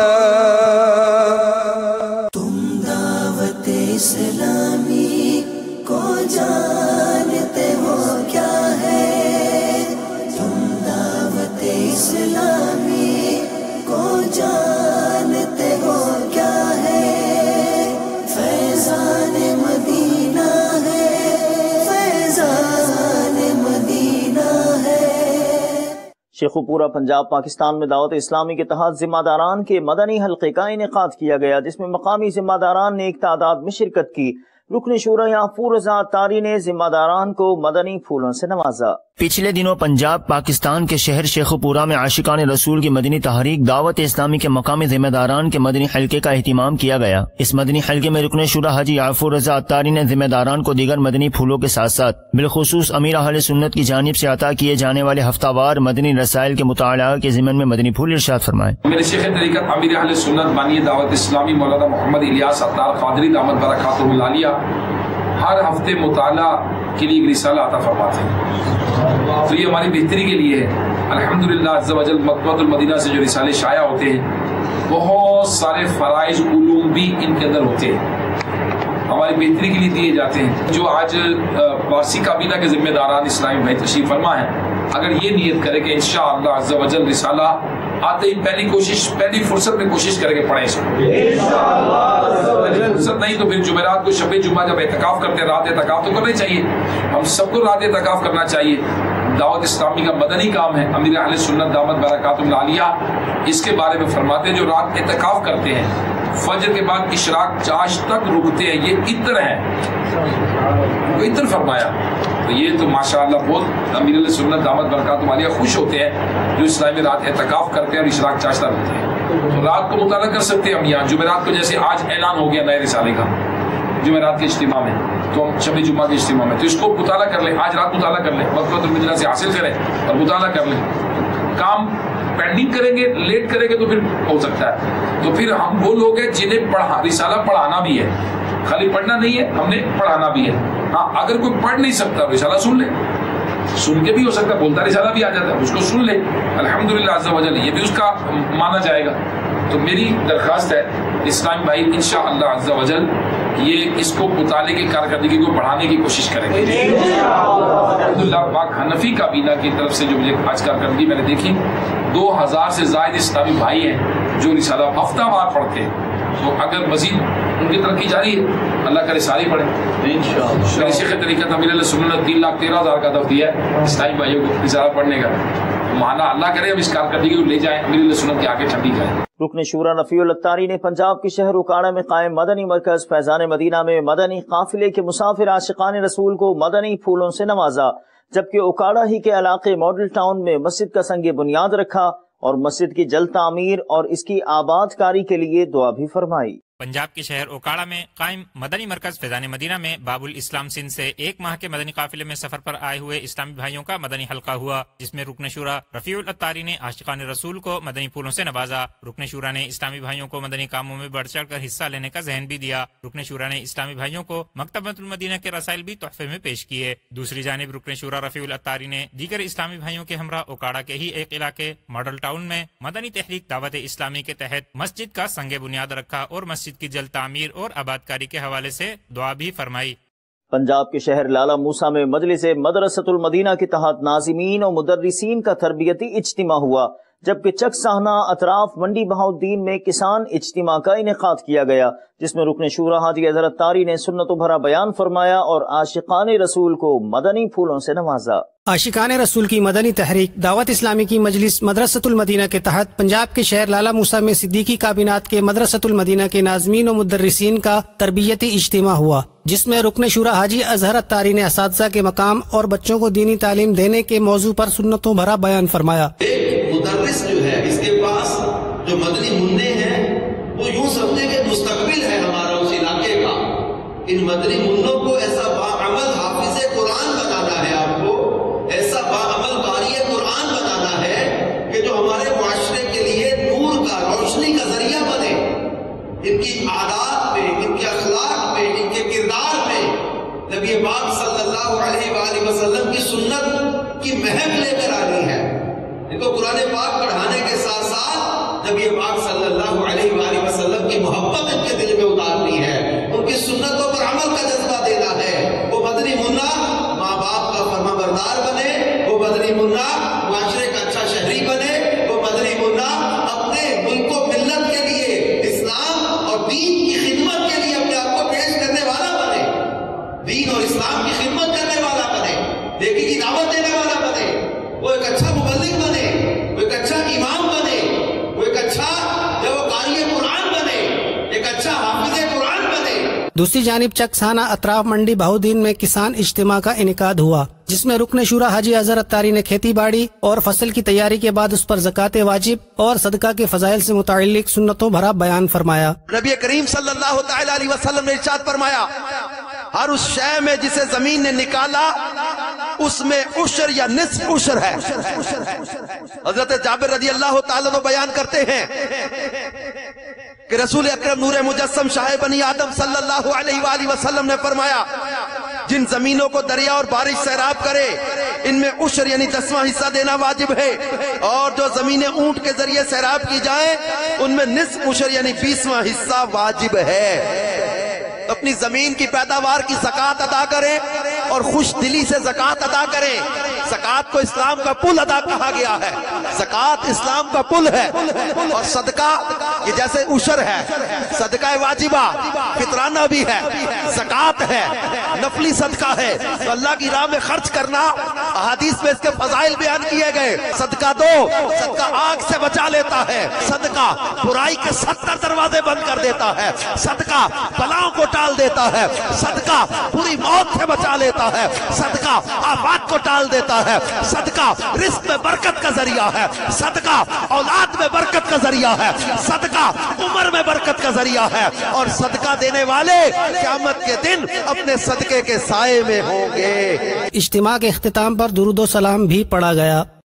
پچھلے دنوں عالمی مدنی مرکز فیضان مدینہ باب المدینہ کراچی سے بذریعہ انٹرنیٹ رکن شورا سید لقمان الطاری نے ہند کے مجلس خدام المساجد کے ذمہ داران کو مدنی پھولوں سے نوازا۔ عاشقان رسول کی مدنی تحریک دعوت اسلامی کے عالمی مدنی مرکز فیضان مدینہ باب المدینہ کراچی سے مجلس خدام المساجد کے ہند کے ذمہ داران کے مدنی حلقے میں رکن شورا سید لقمان الطاری نے مدنی پھول ارشاد فرمائے۔ واضح رہے کہ مجلس خدام المساجد کے تحت دنیا بھر میں مساجد اور مدنی مراکز کی تعمیرات کا سلسلہ رہتا ہے، اور اس مجلس کے متعلقہ رکن شورا سید لقمان الطاری وقتاً فوقتاً ذمہ داران کو اپنے مدنی پھولوں سے نوازتے رہتے ہیں۔ حسن آباد حمید پورہ فتح گڑھ مرکز العالیہ لاہور میں دعوت اسلامی کی مجلس سے تجہیز و تکفین کے تحت DVD اجتماع کا انعقاد کیا گیا، جس میں بڑی تعداد میں عاشقان رسول نے شرکت کی اور مدنی چینل کو تاثرات بھی دیے۔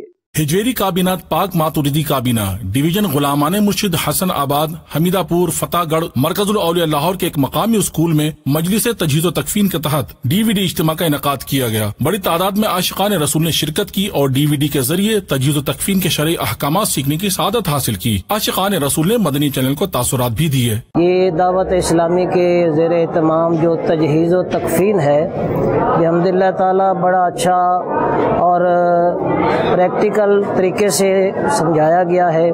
عوام الناس کے ذہن کے اندر یہ بات بٹھائی گئی ہے کہ ہم نے جو اسلامی طریقے سے زندگی گزارنی ہے اور اس کے بعد جب ہم پر موت آنی ہے تو کفن اور دفن کا جو انتظام ہے جو میرے آقا صلی اللہ علیہ وسلم کے شریعت کے مطابق ہے, جو اسلام کے مطابق ہے, وہ کس طرح ہونا چاہیے. آج اس محفل میں آ کے وہ بہت ساری چیزیں جو مجھے پہلے لا علم تھا, نالج ہی نہیں تھا, آج وہ سیکھنے کو ملا. یہ ہر ایک کے لیے ہونا چاہیے, بلکہ ہر محلے میں, ہر گلی میں یہ ہونا چاہیے. میت کو غسل دینے کا طریقہ سیکھا اور بہت اچھا لگا. میں آج تجہیز و تکفین کے اجتماع میں حاضر ہوا اور الحمدللہ مجھے وہ چیزیں سیکھنے کو ملی مجھے آج تک معلومات اس کی نہ تھی. تو میری مدنی بھائیوں سے التجا ہے, پلیز کینڈل ریکویسٹ ہے کہ آپ ہو سکے تو تجہیز و تکفین کے اجتماع میں ضرور تشریف لائیں, آپ کو بہت سی معلومات کا خزانہ حاصل ہوگا. دعوت اسلامی کے عالمی مدنی مرکز فیضان مدینہ باب المدینہ کراچی کا ابو الفیضان پروفیسر حافظ محمد عطا الرحمان قادری رضوی صاحب مدہ ذلہ العالی نے دیگر علماء کرام کے ہمراہ دورہ فرمایا. فیضان مدینہ کے مختلف شعبہ جات کا دورہ کرنے کے بعد آپ نے اپنے تاثرات میں عالمی سطح پر ہونے والی خدمات دعوت اسلامی کو خوب سراہا اور دعاؤں سے نوازا. پچھلے دنوں عاشقان رسول کی مدنی تحریک دعوت اسلامی کے عالمی مدنی مرکز فیضان مدینہ میں ابو الفیضان پروفیسر حافظ محمد عطا الرحمان قادری رضوی صاحب مدہ ذل العالی کی دیگر علماء کرام کے ہمراہ تشریف آوری ہوئی. رکن شورا مولانا شاہد اتاری مدنی نے ان کا استقبال کیا اور فیضان مدینہ کے مختلف شعبہ جات کا دورہ کروایا. دعوت اسلامی کے مختلف شعبہ جات کا دورہ فرمانے کے بعد مدنی چینل سے گفتگو فرماتے ہوئے حضرت نے ارشاد فرمایا, عالمی مدنی مرکز فیضان مدینہ میں حاضری ہوئی اور الحمدللہ اس کے مختلف شعبہ جات کو دیکھا ہے اور اس سے بہت متاثر ہوئے ہیں. میرے ساتھ مولانا محمد حسین اظہر ہیں, جامعہ اظہر الاسلام ٹاؤن شپ کے محتمم ہیں, یہ بھی بہت خوش ہوئے ہیں. اور خاص طور پر جو ان شعبہ جات نے ہمیں بہت زیادہ امپریس کیا ہے وہ مکتبۃ المدینہ عربیہ ہے, اور جو ہے یہاں پر مجلس رابطہ کے دفتر میں ہم بیٹھے ہوئے ہیں اور یہاں پر جو دعوت اسلامی کا تعارف پیش کیا گیا ہے اس سے ہم بہت خوش ہوئے ہیں. اور ہماری بھی یہی دعا ہے کہ اللہ کرم ایسا کرے تجھ پہ جہاں میں اے دعوت اسلامی تیری دھوم مچی ہو. خاص طور پہ ابھی جو ایک شعبہ آغاز ہوا ہے اسکول کے شعبے میں دارالمدینہ, اس کی بہت پہلے سے ہی ضرورت تھی کیونکہ اس کے ذریعے سے مختلف لوگ اپنے عقائد کو پھیلا رہے تھے. اب الحمدللہ اسکول کی تعلیم میں بھی عشق مصطفیٰ صلی اللہ علیہ وسلم کا پرچار ہوگا اور ننھے مدنی منوں کے ذہن میں شروع سے ہی اللہ اور اس کے رسول کی محبت, اولیاء کرام کی محبت ڈال دی جائے گی. اس میں کوئی شک نہیں ہے کہ اس ساری کاوش کے پیچھے امیر دعوت اسلامی حضرت علامہ مولانا الحاج محمد الیاس عطار قادری رضوی دامت برکاتہم العالیہ کا خلوص اور ان کی للہیت ہے اور ان کی بے پناہ محنت ہے.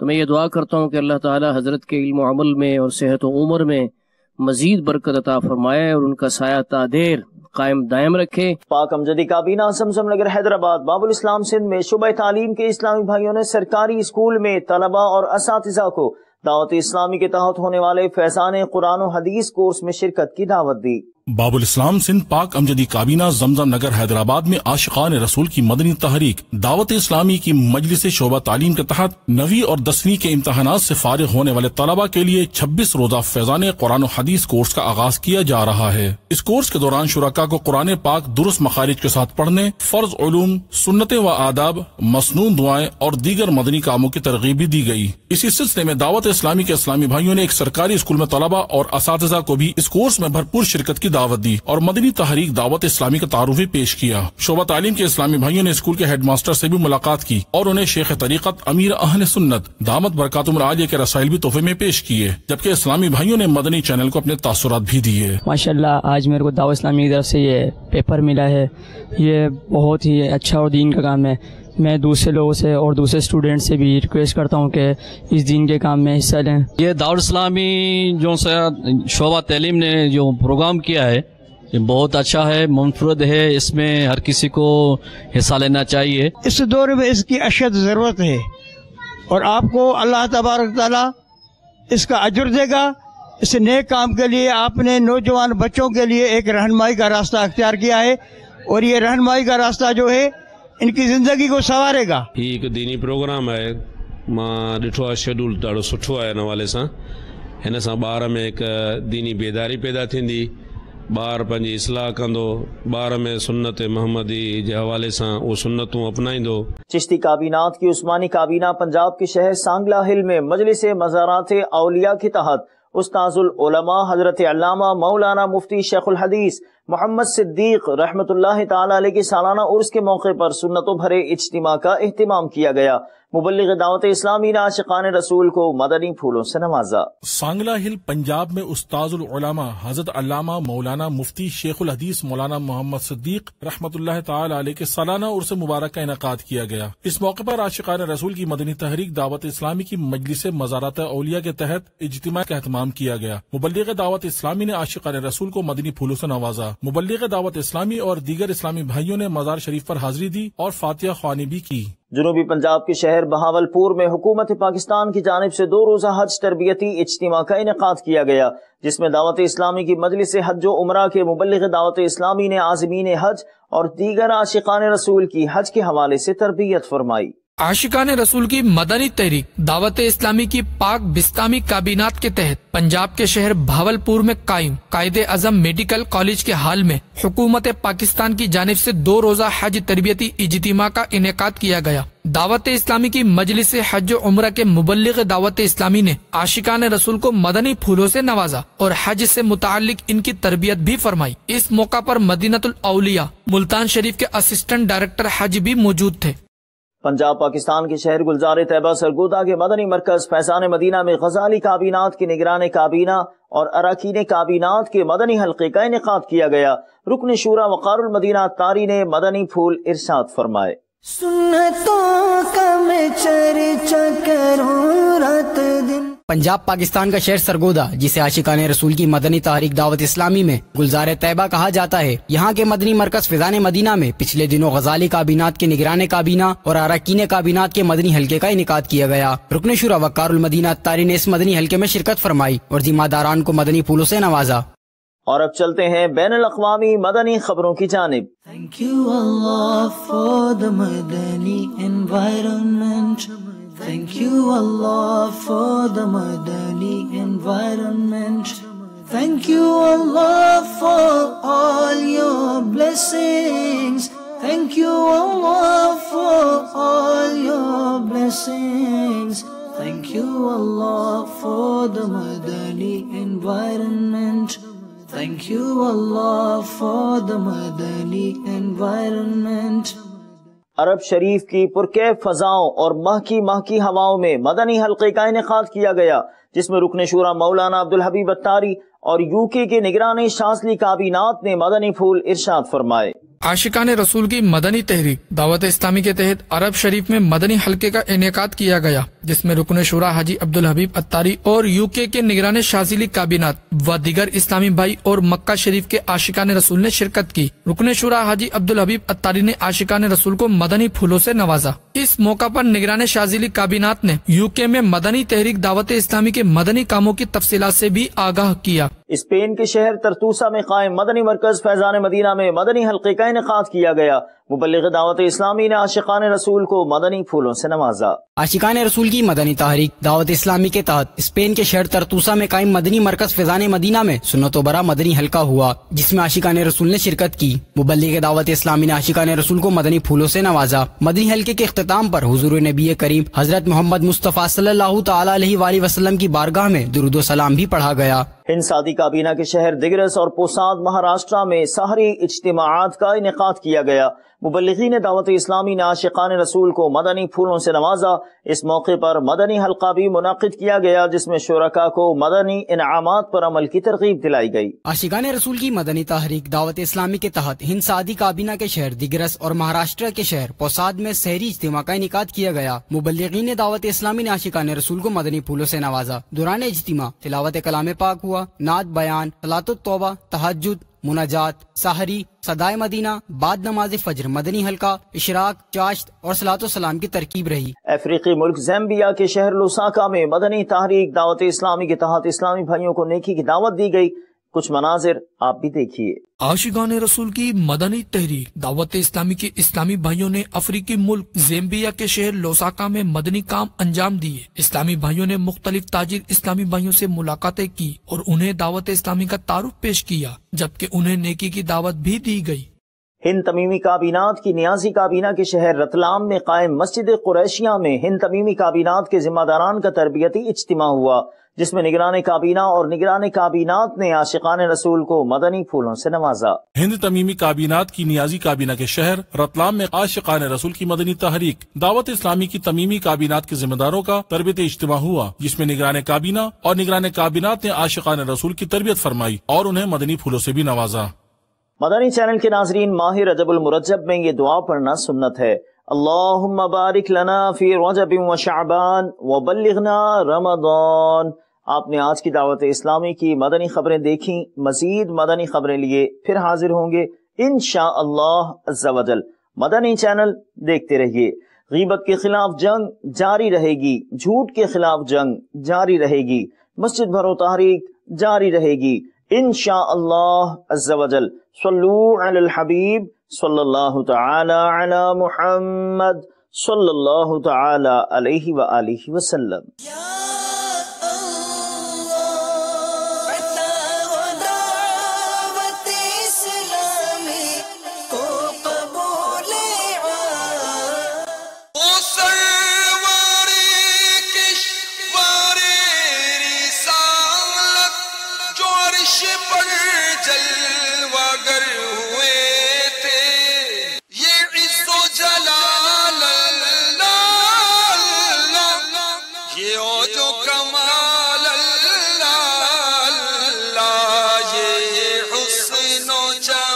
मीठे मीठे इस्लामी भाइयों और मदनी चैनल के नाजरीन, इस वक्त हम मस्जिद अल-अक्सा के कुर्ब में मस्जिद बुराक में मौजूद हैं। मस्जिद बुराक वो जगह है कि जहाँ पर सरकार दो आलम सल्लल्लाहु अलैहि वसल्लम का बुराक जो जन्नत से आपकी सवारी के लिए शब मेराज को लाया गया था, वो बुराक यहाँ पर बांधा गया था। सरकार दो आलम सल्लल्लाहु अलैहि वसल्लम जब मक्कतुल मुकर्रमा से यहाँ मस्जिद अक्सा तशरीफ़ लाए तो आप मस्जिद अक्सा की गरबी जानिब से और यहाँ पर जिब्रील अमीन अलैहिस्सलाम ने बुराक को बांध दिया था और ये निशानी के तौर पर खूंटी लगाई हुई है यहाँ पर, ताकि ज़ियारत करने वालों को अंदाज़ा हो जाए कि बुराक यहाँ बांधा गया था। चूँकि सरकार दो आलम सल्लल्लाहु अलैहि वसल्लम मस्जिद अक्सा जाने से पहले यहाँ पर पहले रुके,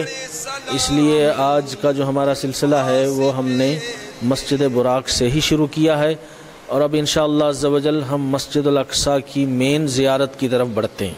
बुराक के नक्शे सुम के सदके वो गुल खिलाए के सारे रस्ते महकते गुलबुल लहकते गुलशन हरे भरे लहलहा थे नए निराले तरब के सामा अरब के मेहमान के लिए थे। अल्हम्दुलिल्लाह अज़्ज़ा वजल इस वक्त हम मस्जिद अल-अक्सा शरीफ के मेन दरवाज़े के सामने खड़े हुए हैं। बिल्कुल इस दरवाज़े की सीध में मस्जिद का मेहराब शरीफ है और ये बहुत बड़ा अहाता है मस्जिद का। यहाँ तकरीबन 10 दरवाजे हैं जहाँ से लोग मस्जिद अल-अक्सा की तरफ आते हैं और वापस जाते हैं और ये बहुत बड़ा रकबा है। तकरीबन 5 लाख से ज़्यादा नमाजी यहाँ पर नमाज पढ़ सकते हैं। जुमातुल विदा में तकरीबन ये अंदाज़ा लगाया गया कि यहाँ पर 5 लाख से ज़्यादा लोगों ने नमाज जुमा पढ़ी। वो सरवरे किश्वरे रिसालत जो अर्श पर जलवागर हुए। तो अल्हम्दुलिल्लाह हम अब यहाँ से मस्जिद अल-अक्सा के अंदर दाखिल होंगे। खुशी के बादल उमड़ के आए दिलों के ताउस रंग लाए वो नग़्मा-ए नात का समा था حرم کو خود بجد آ رہے تھے. الحمدللہ عز و جل اب ہم مسجد الاقصی شریف میں داخل ہو چکے ہیں اور یہاں سے مسجد کا طول و عرض بڑی اچھی طرح سے نظر آ سکتا ہے. یہ عز و جلال اللہ، یہ اوج و کمال اللہ، یہ حسن و جمال اللہ،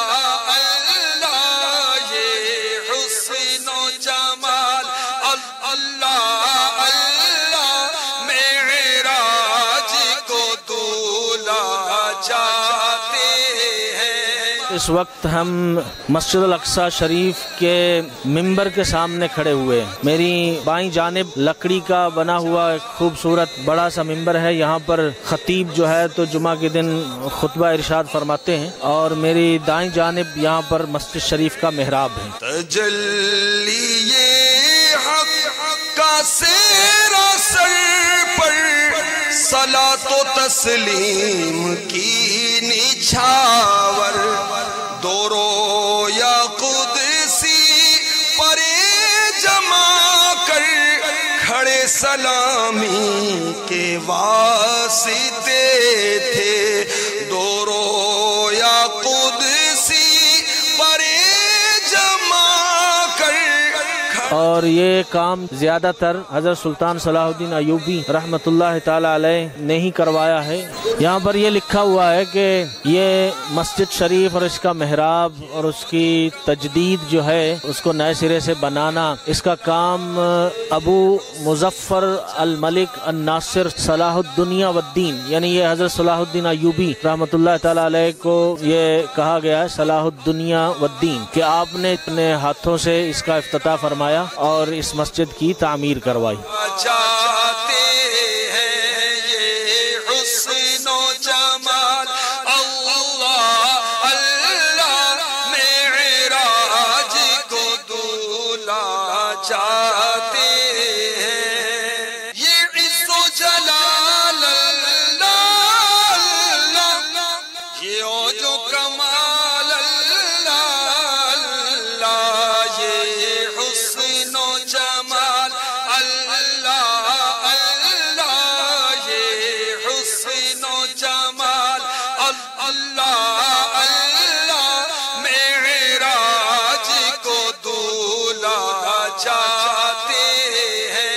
یہ حسن و جمال اللہ، معراج کو دولہا چاہتے ہیں.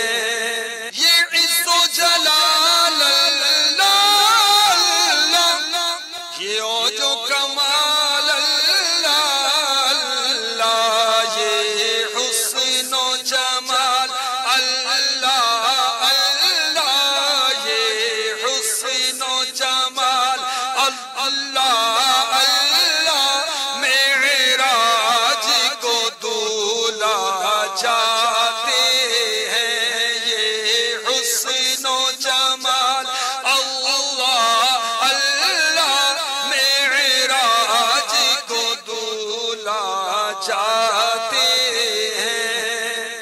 یہ یہاں پر مسجد کے اندر ایک مختصر سی لائبریری ہے جس میں دینی اسلامی کتابیں یہاں پر رکھی گئی ہیں. اٹھی جو گردے رہے منور، وہ نور برسا کے راستے بھر، گھرے تھے بادل بھرے تھے جل جل، امٹ کے جنگل ابل رہے تھے.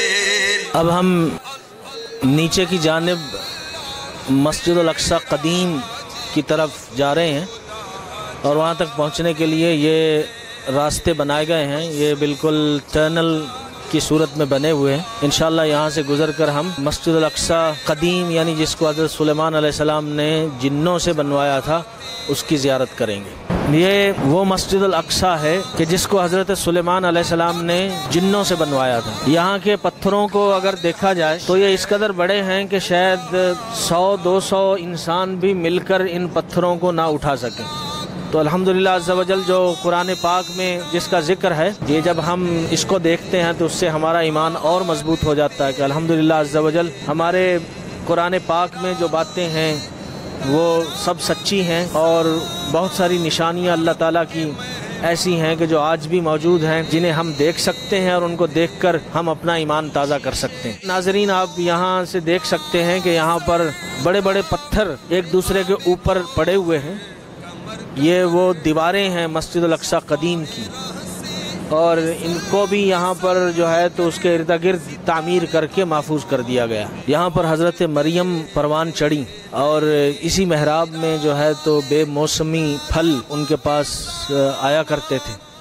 تو الحمدللہ یہ جگہیں بڑی مبارک ہیں، یہ تبرکات ہیں۔ وہی تو اب تک چھلک رہا ہے، وہی تو جو بن ٹپک رہا ہے، نہانے میں جو گرا تھا پانی کٹورے تاروں نے بھر لیے تھے۔ اور یہاں پر ایک کنواں ہے، یہ نیچے تک دکھائی دے سکتا ہے، اور اس کو بئر زیت کہتے ہیں کہ تیل والا کنواں۔ لوگ یہاں پر تیل ڈال دیا کرتے تھے تاکہ مسجد کی جو ضروریات ہیں اور جو دیے وغیرہ جلائے جاتے ہیں وہ ضرورتیں سب یہاں سے پوری ہو جائے، تو اس کو ابھی تک بئر زیت کے نام سے یاد کیا جاتا ہے۔ یہ جو بڑے بڑے پتھر جہاں پر دکھائے گئے، یہیں پر سرکار دو عالم صلی اللہ علیہ وآلہ وسلم نے 1,24,000 کم و پیش پیغمبران کی امامت کروائی۔ مقتدی ہیں سارے انبیاء،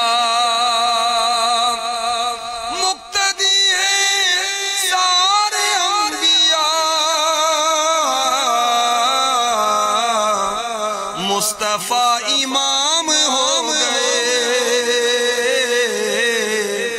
مصطفیٰ امام ہو گئے۔ یہیں پر حضرت جبریل امین علیہ السلام نے اذان و اقامت پڑھی، یہیں پر سرکار دو عالم صلی اللہ علیہ وسلم نے تمام انبیاء اور رسول سے ملاقاتیں کی۔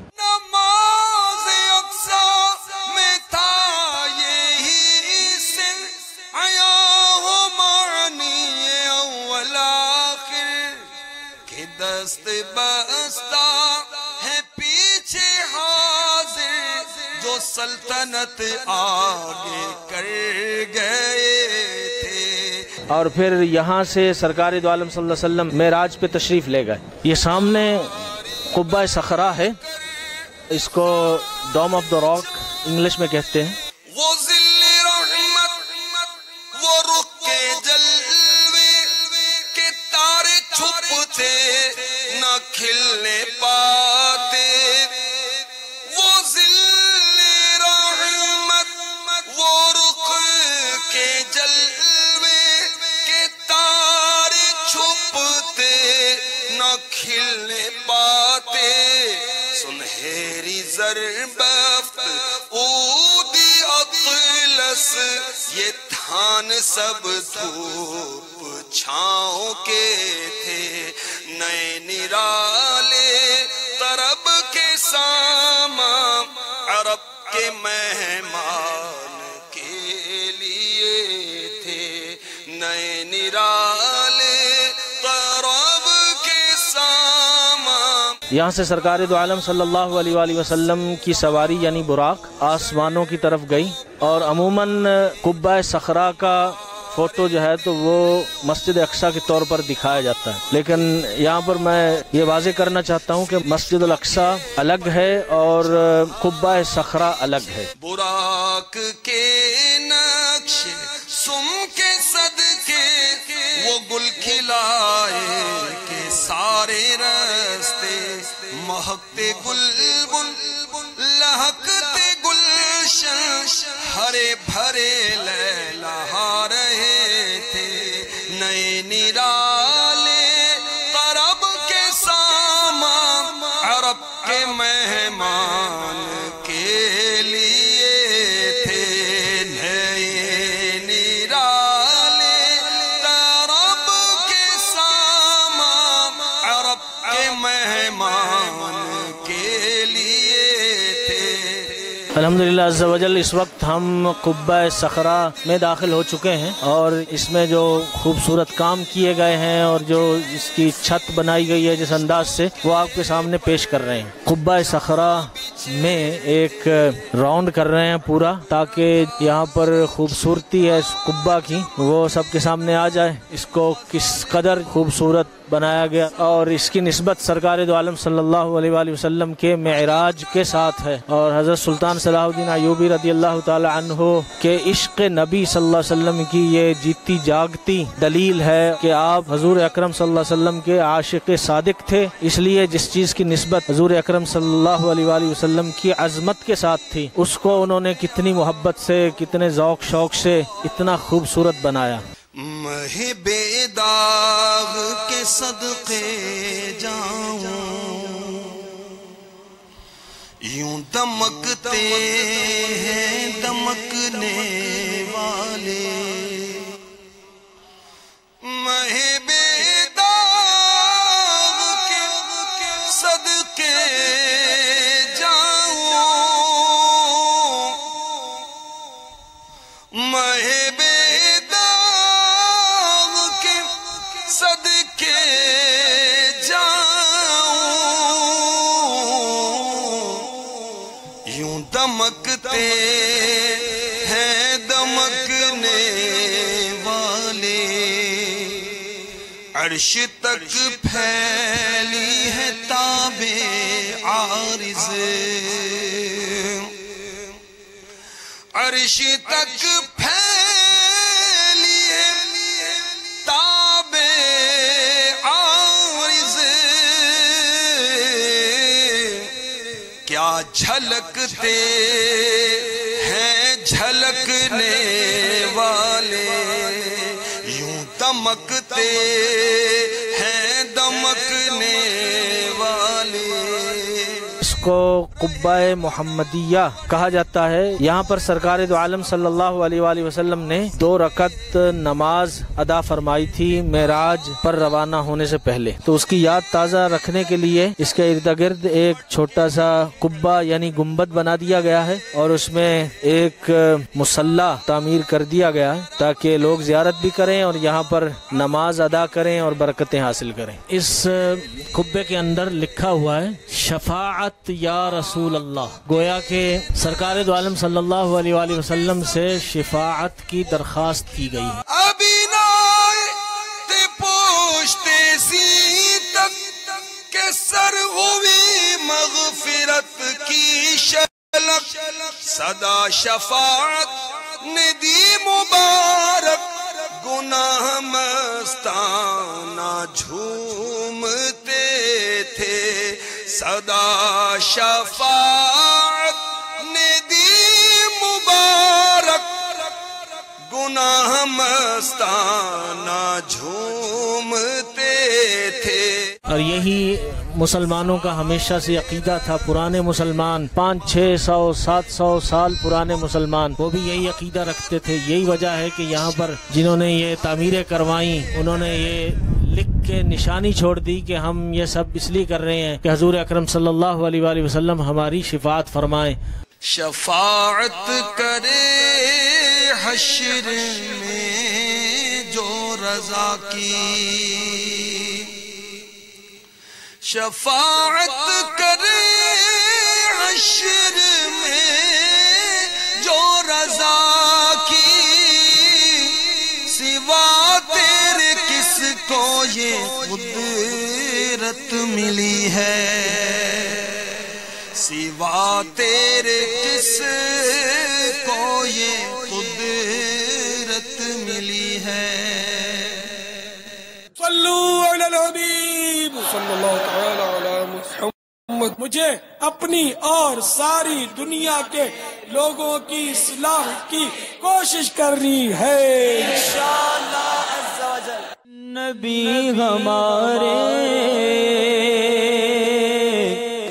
بنے گے دولہا بنے گے دولہا نبی ہمارے بنے گے دولہا بنے گے دولہا نبی ہمارے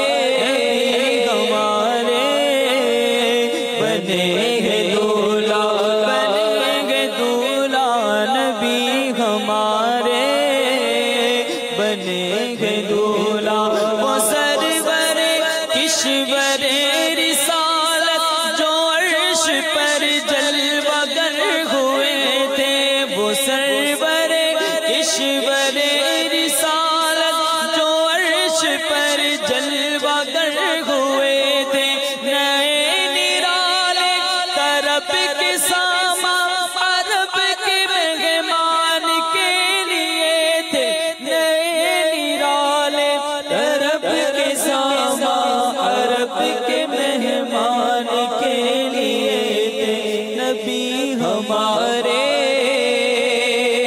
بنے گے دولہا بنے گے دولہا نبی ہمارے بنے دولہا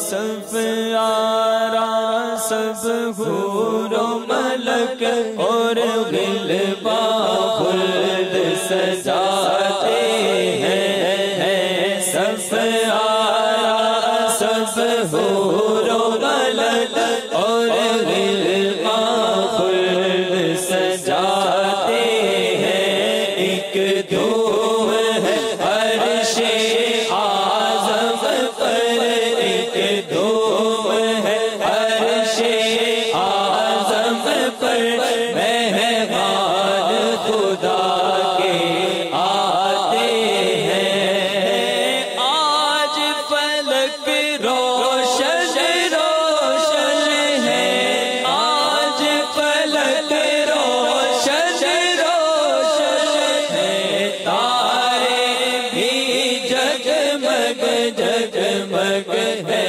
تارے بھی جگمگ جگمگ محبوب خدا کے آتے ہیں محبوب خدا کے آتے ہیں محبوب خدا کے آتے ہیں خوب فضا مہکی مہکی ہے خوب فضا مہکی مہکی چلتی ہے ہوا ٹھنڈی ٹھنڈی چلتی ہے ہوا ٹھنڈی ٹھنڈی ہر سمت سما ہے نورانی ہر سمت سما ہے نورانی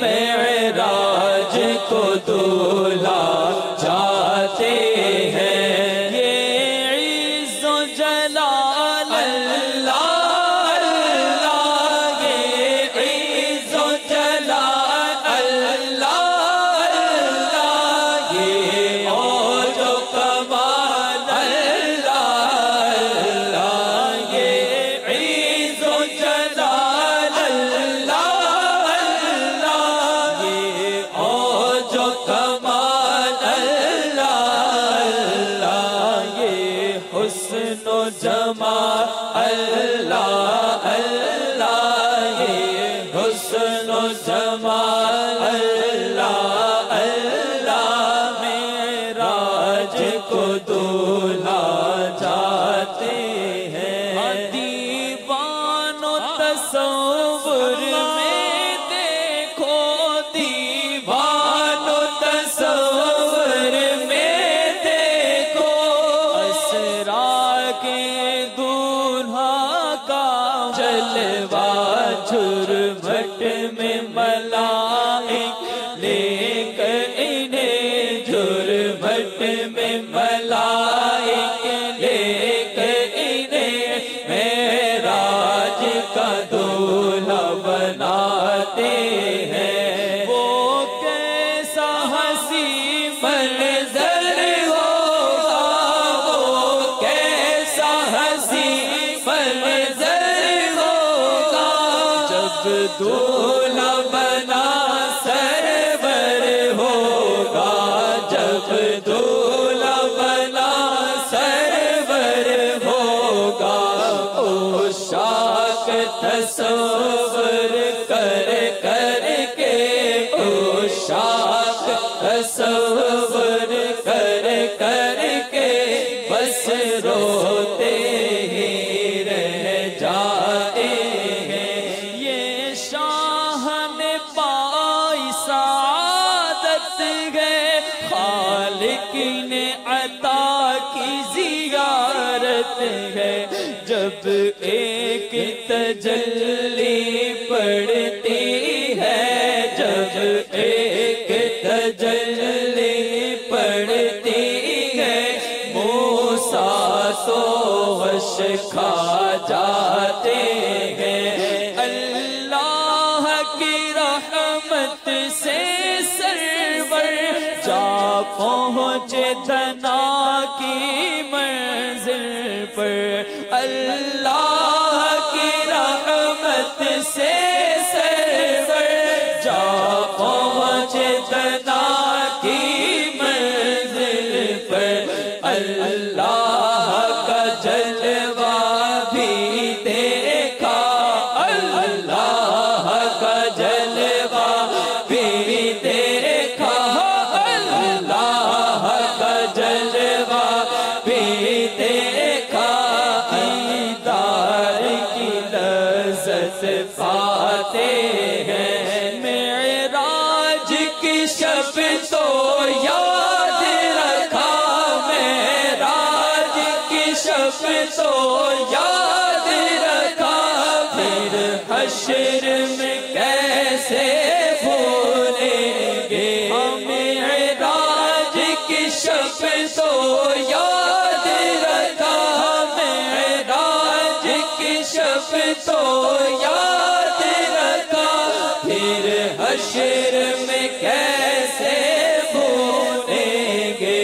عطار اسی امید پہ ہم، عطار اسی امید پہ ہم دن اپنے گزارے جاتے ہیں. عطار اسی امید پہ ہم دن اپنے گزارے جاتے ہیں. ایک دھوم دھوم، ایک دھوم دھوم، ایک دھوم ہے عرش اعظم پر مہمان خدا کے آتے ہیں. طہارت ایک ایسا شرعی امر جو بناتا ہے ہماری عبادات کو کامل اور بنتا ہے اللہ عز و جل کی رضا و خوشنودی کا سبب. جیسا کہ فرمان الہی عز و جل ہے، واللہ یحب المطہرین، ترجمہ کنز الایمان، اور ستھرے اللہ کو پیارے ہیں. اگر آپ بھی غسل اور طہارت کے دیگر احکام جاننا چاہتے ہیں تو آج ہی مکتبۃ المدینہ سے شائع کردہ شیخ طریقت امیر اہل سنت دامت برکاتہم العالیہ کا 26 صفحات پر مشتمل رسالہ بنام غسل کا طریقہ کا خود بھی مطالعہ کریں اور اپنے مرحومین کے ایصال ثواب کے لیے تقسیم بھی کیجیے.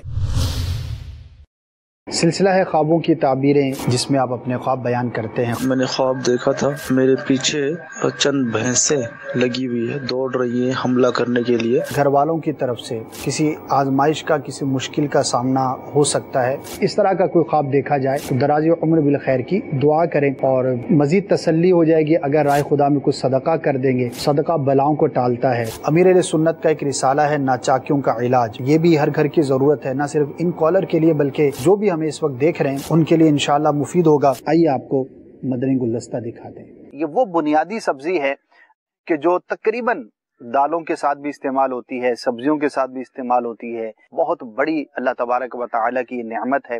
زمین کے اوپر ہوتا ہے، نیچے ہوتا ہے، اس کا درخت ہوتا ہے، پودا ہوتا ہے. کیا ہوتا ہے یہ آپ سے سوال ہے. پکا کر کھانا یہ گناہگار کے حق میں بھی بہتر ہے تاکہ اس خواب کے اچھے اثر سے وہ فائدہ حاصل کرنے میں کامیاب ہو سکے. دوبارہ ضیاء کور سے عرض کر رہا ہوں، اکثر میرے بچوں کی امی جو ہیں وضو بنا رہی ہیں.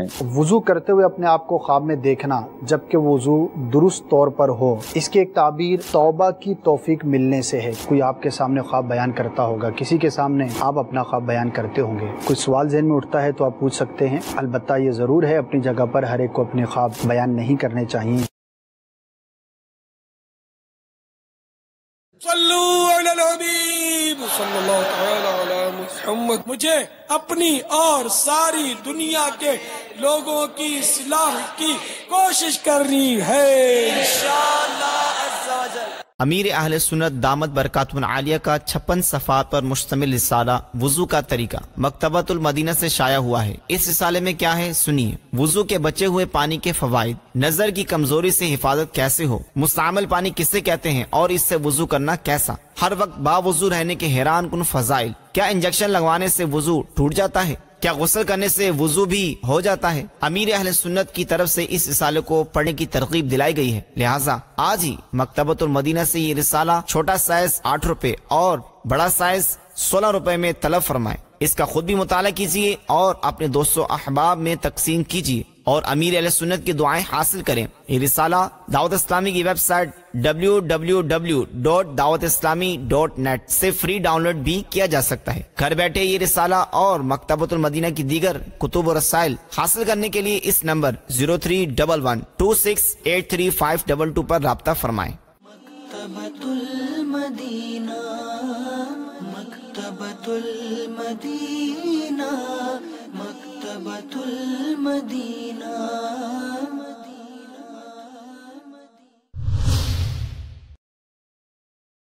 फरमाने मुस्तफ़ा सल्लल्लाहु ताला अलैहि वालिहि वसल्लम, नियतुल मुमिनी खैरुम मिन अमली, मोमिन की नियत उसके अमल से बेहतर है। अल्लाह अज़्ज़ वजल की रिज़ा पाने और सवाब कमाने की गर्ज से सिलसिला देखने से पहले अच्छी अच्छी नियतें फरमा लीजिए। अल्लाह अज़्ज़ वजल की रिज़ा की खातिर इल्म दीन हासिल करूंगा, सीख कर दूसरों तक नेकी की दावत पहुंचाऊंगा, खास खास बातें लिखूंगा, अव्वल ता आखिर देखूंगा।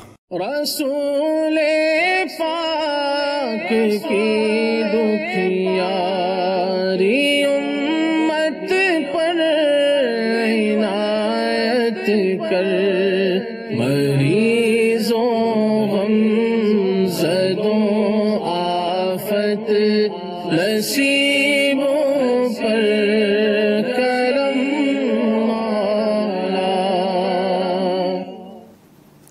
अल्हम्दुलिल्लाहि रब्बिल आलमीन वस्सलातु वस्सलाम अला सय्यिदिल मुरसलीन अम्मा बाद फ़ाऊज़ु बिल्लाहि मिनश शैतानिर रजीम बिस्मिल्लाहिर रहमानिर रहीम। अस्सलातु वस्सलामु अलैका या रसूलल्लाह व अला आलिका व अस्हाबिका या हबीबल्लाह। अस्सलातु वस्सलामु अलैका या नबी अल्लाह व अला आलिका व अस्हाबिका नूरुल्लाह। मदनी चैनल के नाज़रीन, मदनी क्लिनिक के सिलसिले मदनी क्लिनिक में मरहबा कहते हैं आपको। पिछले सिलसिले में गर्मी के हवाले से हम बात कर रहे थे। आज इंशाअल्लाह उसी का दूसरा हिस्से में हम बात करेंगे, जिसमें मुख्तलिफ़ बीमारियां जो गर्मी में होती हैं उनके हवाले से भी बात करेंगे और जो उनका बचाव है, किस तरीके से उनसे बचा जा सकता है, उनके हवाले से भी इंशाअल्लाह बात कर चलेंगे। पिछले सिलसिले में की कॉल्स कुछ काफ़ी बाकी थी। आज हमारी कोशिश होगी कि कुछ पिछले सिलसिले की कॉल्स होंगी उनको भी इंशाल्लाह लेंगे और नए सिलसिले की कॉल्स, आज के सिलसिले के हवाले से जो कॉल्स रिकॉर्ड कराना चाहें वो रिकॉर्ड करा सकते हैं। इंशाअल्लाह अज़्ज़ वजल उनका जवाब देने की कोशिश करेंगे। तो गर्मी के हवाले से हम पिछले सिलसिले में बात कर रहे थे। सलमान बन, गर्मियों का जो सीज़न स्टार्ट हुआ है, इसमें हमने पिछले सिलसिले में कुछ हल्की फुल्की एहतियातों के हवाले से बात की थी कि गर्मी में हमें क्या क्या एहतियातें करनी चाहिए, क्या चीज़ें करनी चाहिए।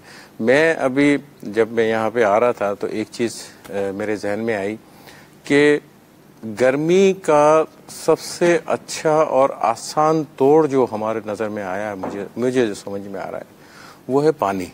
सही कि पानी की मिकदार जितनी अच्छे तरीके से आप इस्तेमाल करेंगे गर्मी में बिलखुसूस, तो जो लास्ट टाइम हमने 2-3 बीमारियों का तस्करा किया था वो उनसे काफ़ी हद तक बच सकता है आदमी। जस्ट लाइक हीट स्ट्रोक वगैरह होता है, हीट एग्जॉशन हो जाती है आदमी को, गर्मी की लू लग जाती है आदमी को। ये सिंपल अगर हम पानी की मिकदार ही जिस्म में अपने पूरी कर लें अकॉर्डिंग टू द वर्क, जैसे काम करते हैं उसके हिसाब से जो जिस्म में ज़रूरत होती है उसको पूरा कर लें, तो मेरा ख्याल है हम इन चीज़ों से आराम से बच सकते हैं। तो पानी एक इतनी बड़ी नेमत है कि हम इजीली उसको अवेल भी कर सकते हैं, हासिल भी कर सकते हैं, और उसको अगर सही इस्तेमाल करें तो हम बहुत सारी बीमारियों से भी बच सकते हैं। आप क्या फरमाते हैं? अच्छा डॉक्टर साहब, इस पे जैसे अभी आपने मदनी फूल बयान किए हैं पानी के हवाले से, सबसे पहले तो इस चीज़ पे तवज्जो दिलाऊंगा कि پانی اللہ عز و جل کی ایک تو نعمت ہے صحیح، اور یہ اکثر فری اویلیبل ہے. انسان کے جسم میں پانی کیوں کارآمد ہے، کس مقصد کے لیے فائدہ مند ہے؟ اب جیسے تو ابھی تو گرمی کا موسم ہوا، یہ تو ہو گئی صرف گرمی جی، اگر سردی بھی ہوتی ہے تب بھی باڈی کے لیے پانی چاہیے ہوتا ہے. اب ہم ان چیزوں پہ توجہ کر لیتے ہیں، کنسیڈریشن میں لے لیتے ہیں کہ جیسے اگر پانی کی کمی ہو تو کیا کیا سمٹم آ جاتے ہیں. بالکل نمبر 1 اگر جن کو پانی کی کمی ہو جاتی ہے، جو موسٹ کامن بیماری جو آج کل ہم لوگ فیس کرتے ہیں ہاسپٹل وغیرہ میں، کانسٹیپیشن، قبض کی شکایت. دوسری جو فیمیل پیشنٹس وغیرہ ہوتی ہیں ان کے اندر پانی کی کمی ہو جاتی ہے تو بلڈ پریشر ان کا لوور سائڈ پہ جا رہا ہوتا ہے. تیسرا جو ایک اب جیسے گرمی کا سیزن آ گیا، اب جن میں ہائیڈریشن یعنی پانی کی کمی ہوئی، اب جو باڈی کے جو مسلز ہوتے ہیں، جو پٹھے جتنے کام کر رہے ہوتے ہیں، ان پانی میں سے پانی تو ہوتا ہے لیکن اس میں الیکٹرولائٹ بھی موجود ہوتے ہیں جی. یہ الیکٹرولائٹس جو ہوتے ہیں یہ امپورٹنٹ ہوتے ہیں مسلس کی ورکنگ کے لیے. بالکل اب جیسے پسینہ آیا، پانی جسم میں سے نکل گیا، اب الیکٹرولائٹ کی کمی ہو گئی اور پانی کی کمی ہو گئی. جیسے پانی کی کمی ہوتی ہے مسل اسپازم، جو اکثر جیسے تھکن محسوس ہو رہی ہے، پٹھے اکڑ گئے، اسٹف ہو گئے. آپ کے تجربے میں بھی ہوگا کہ آج کل بیک بون پین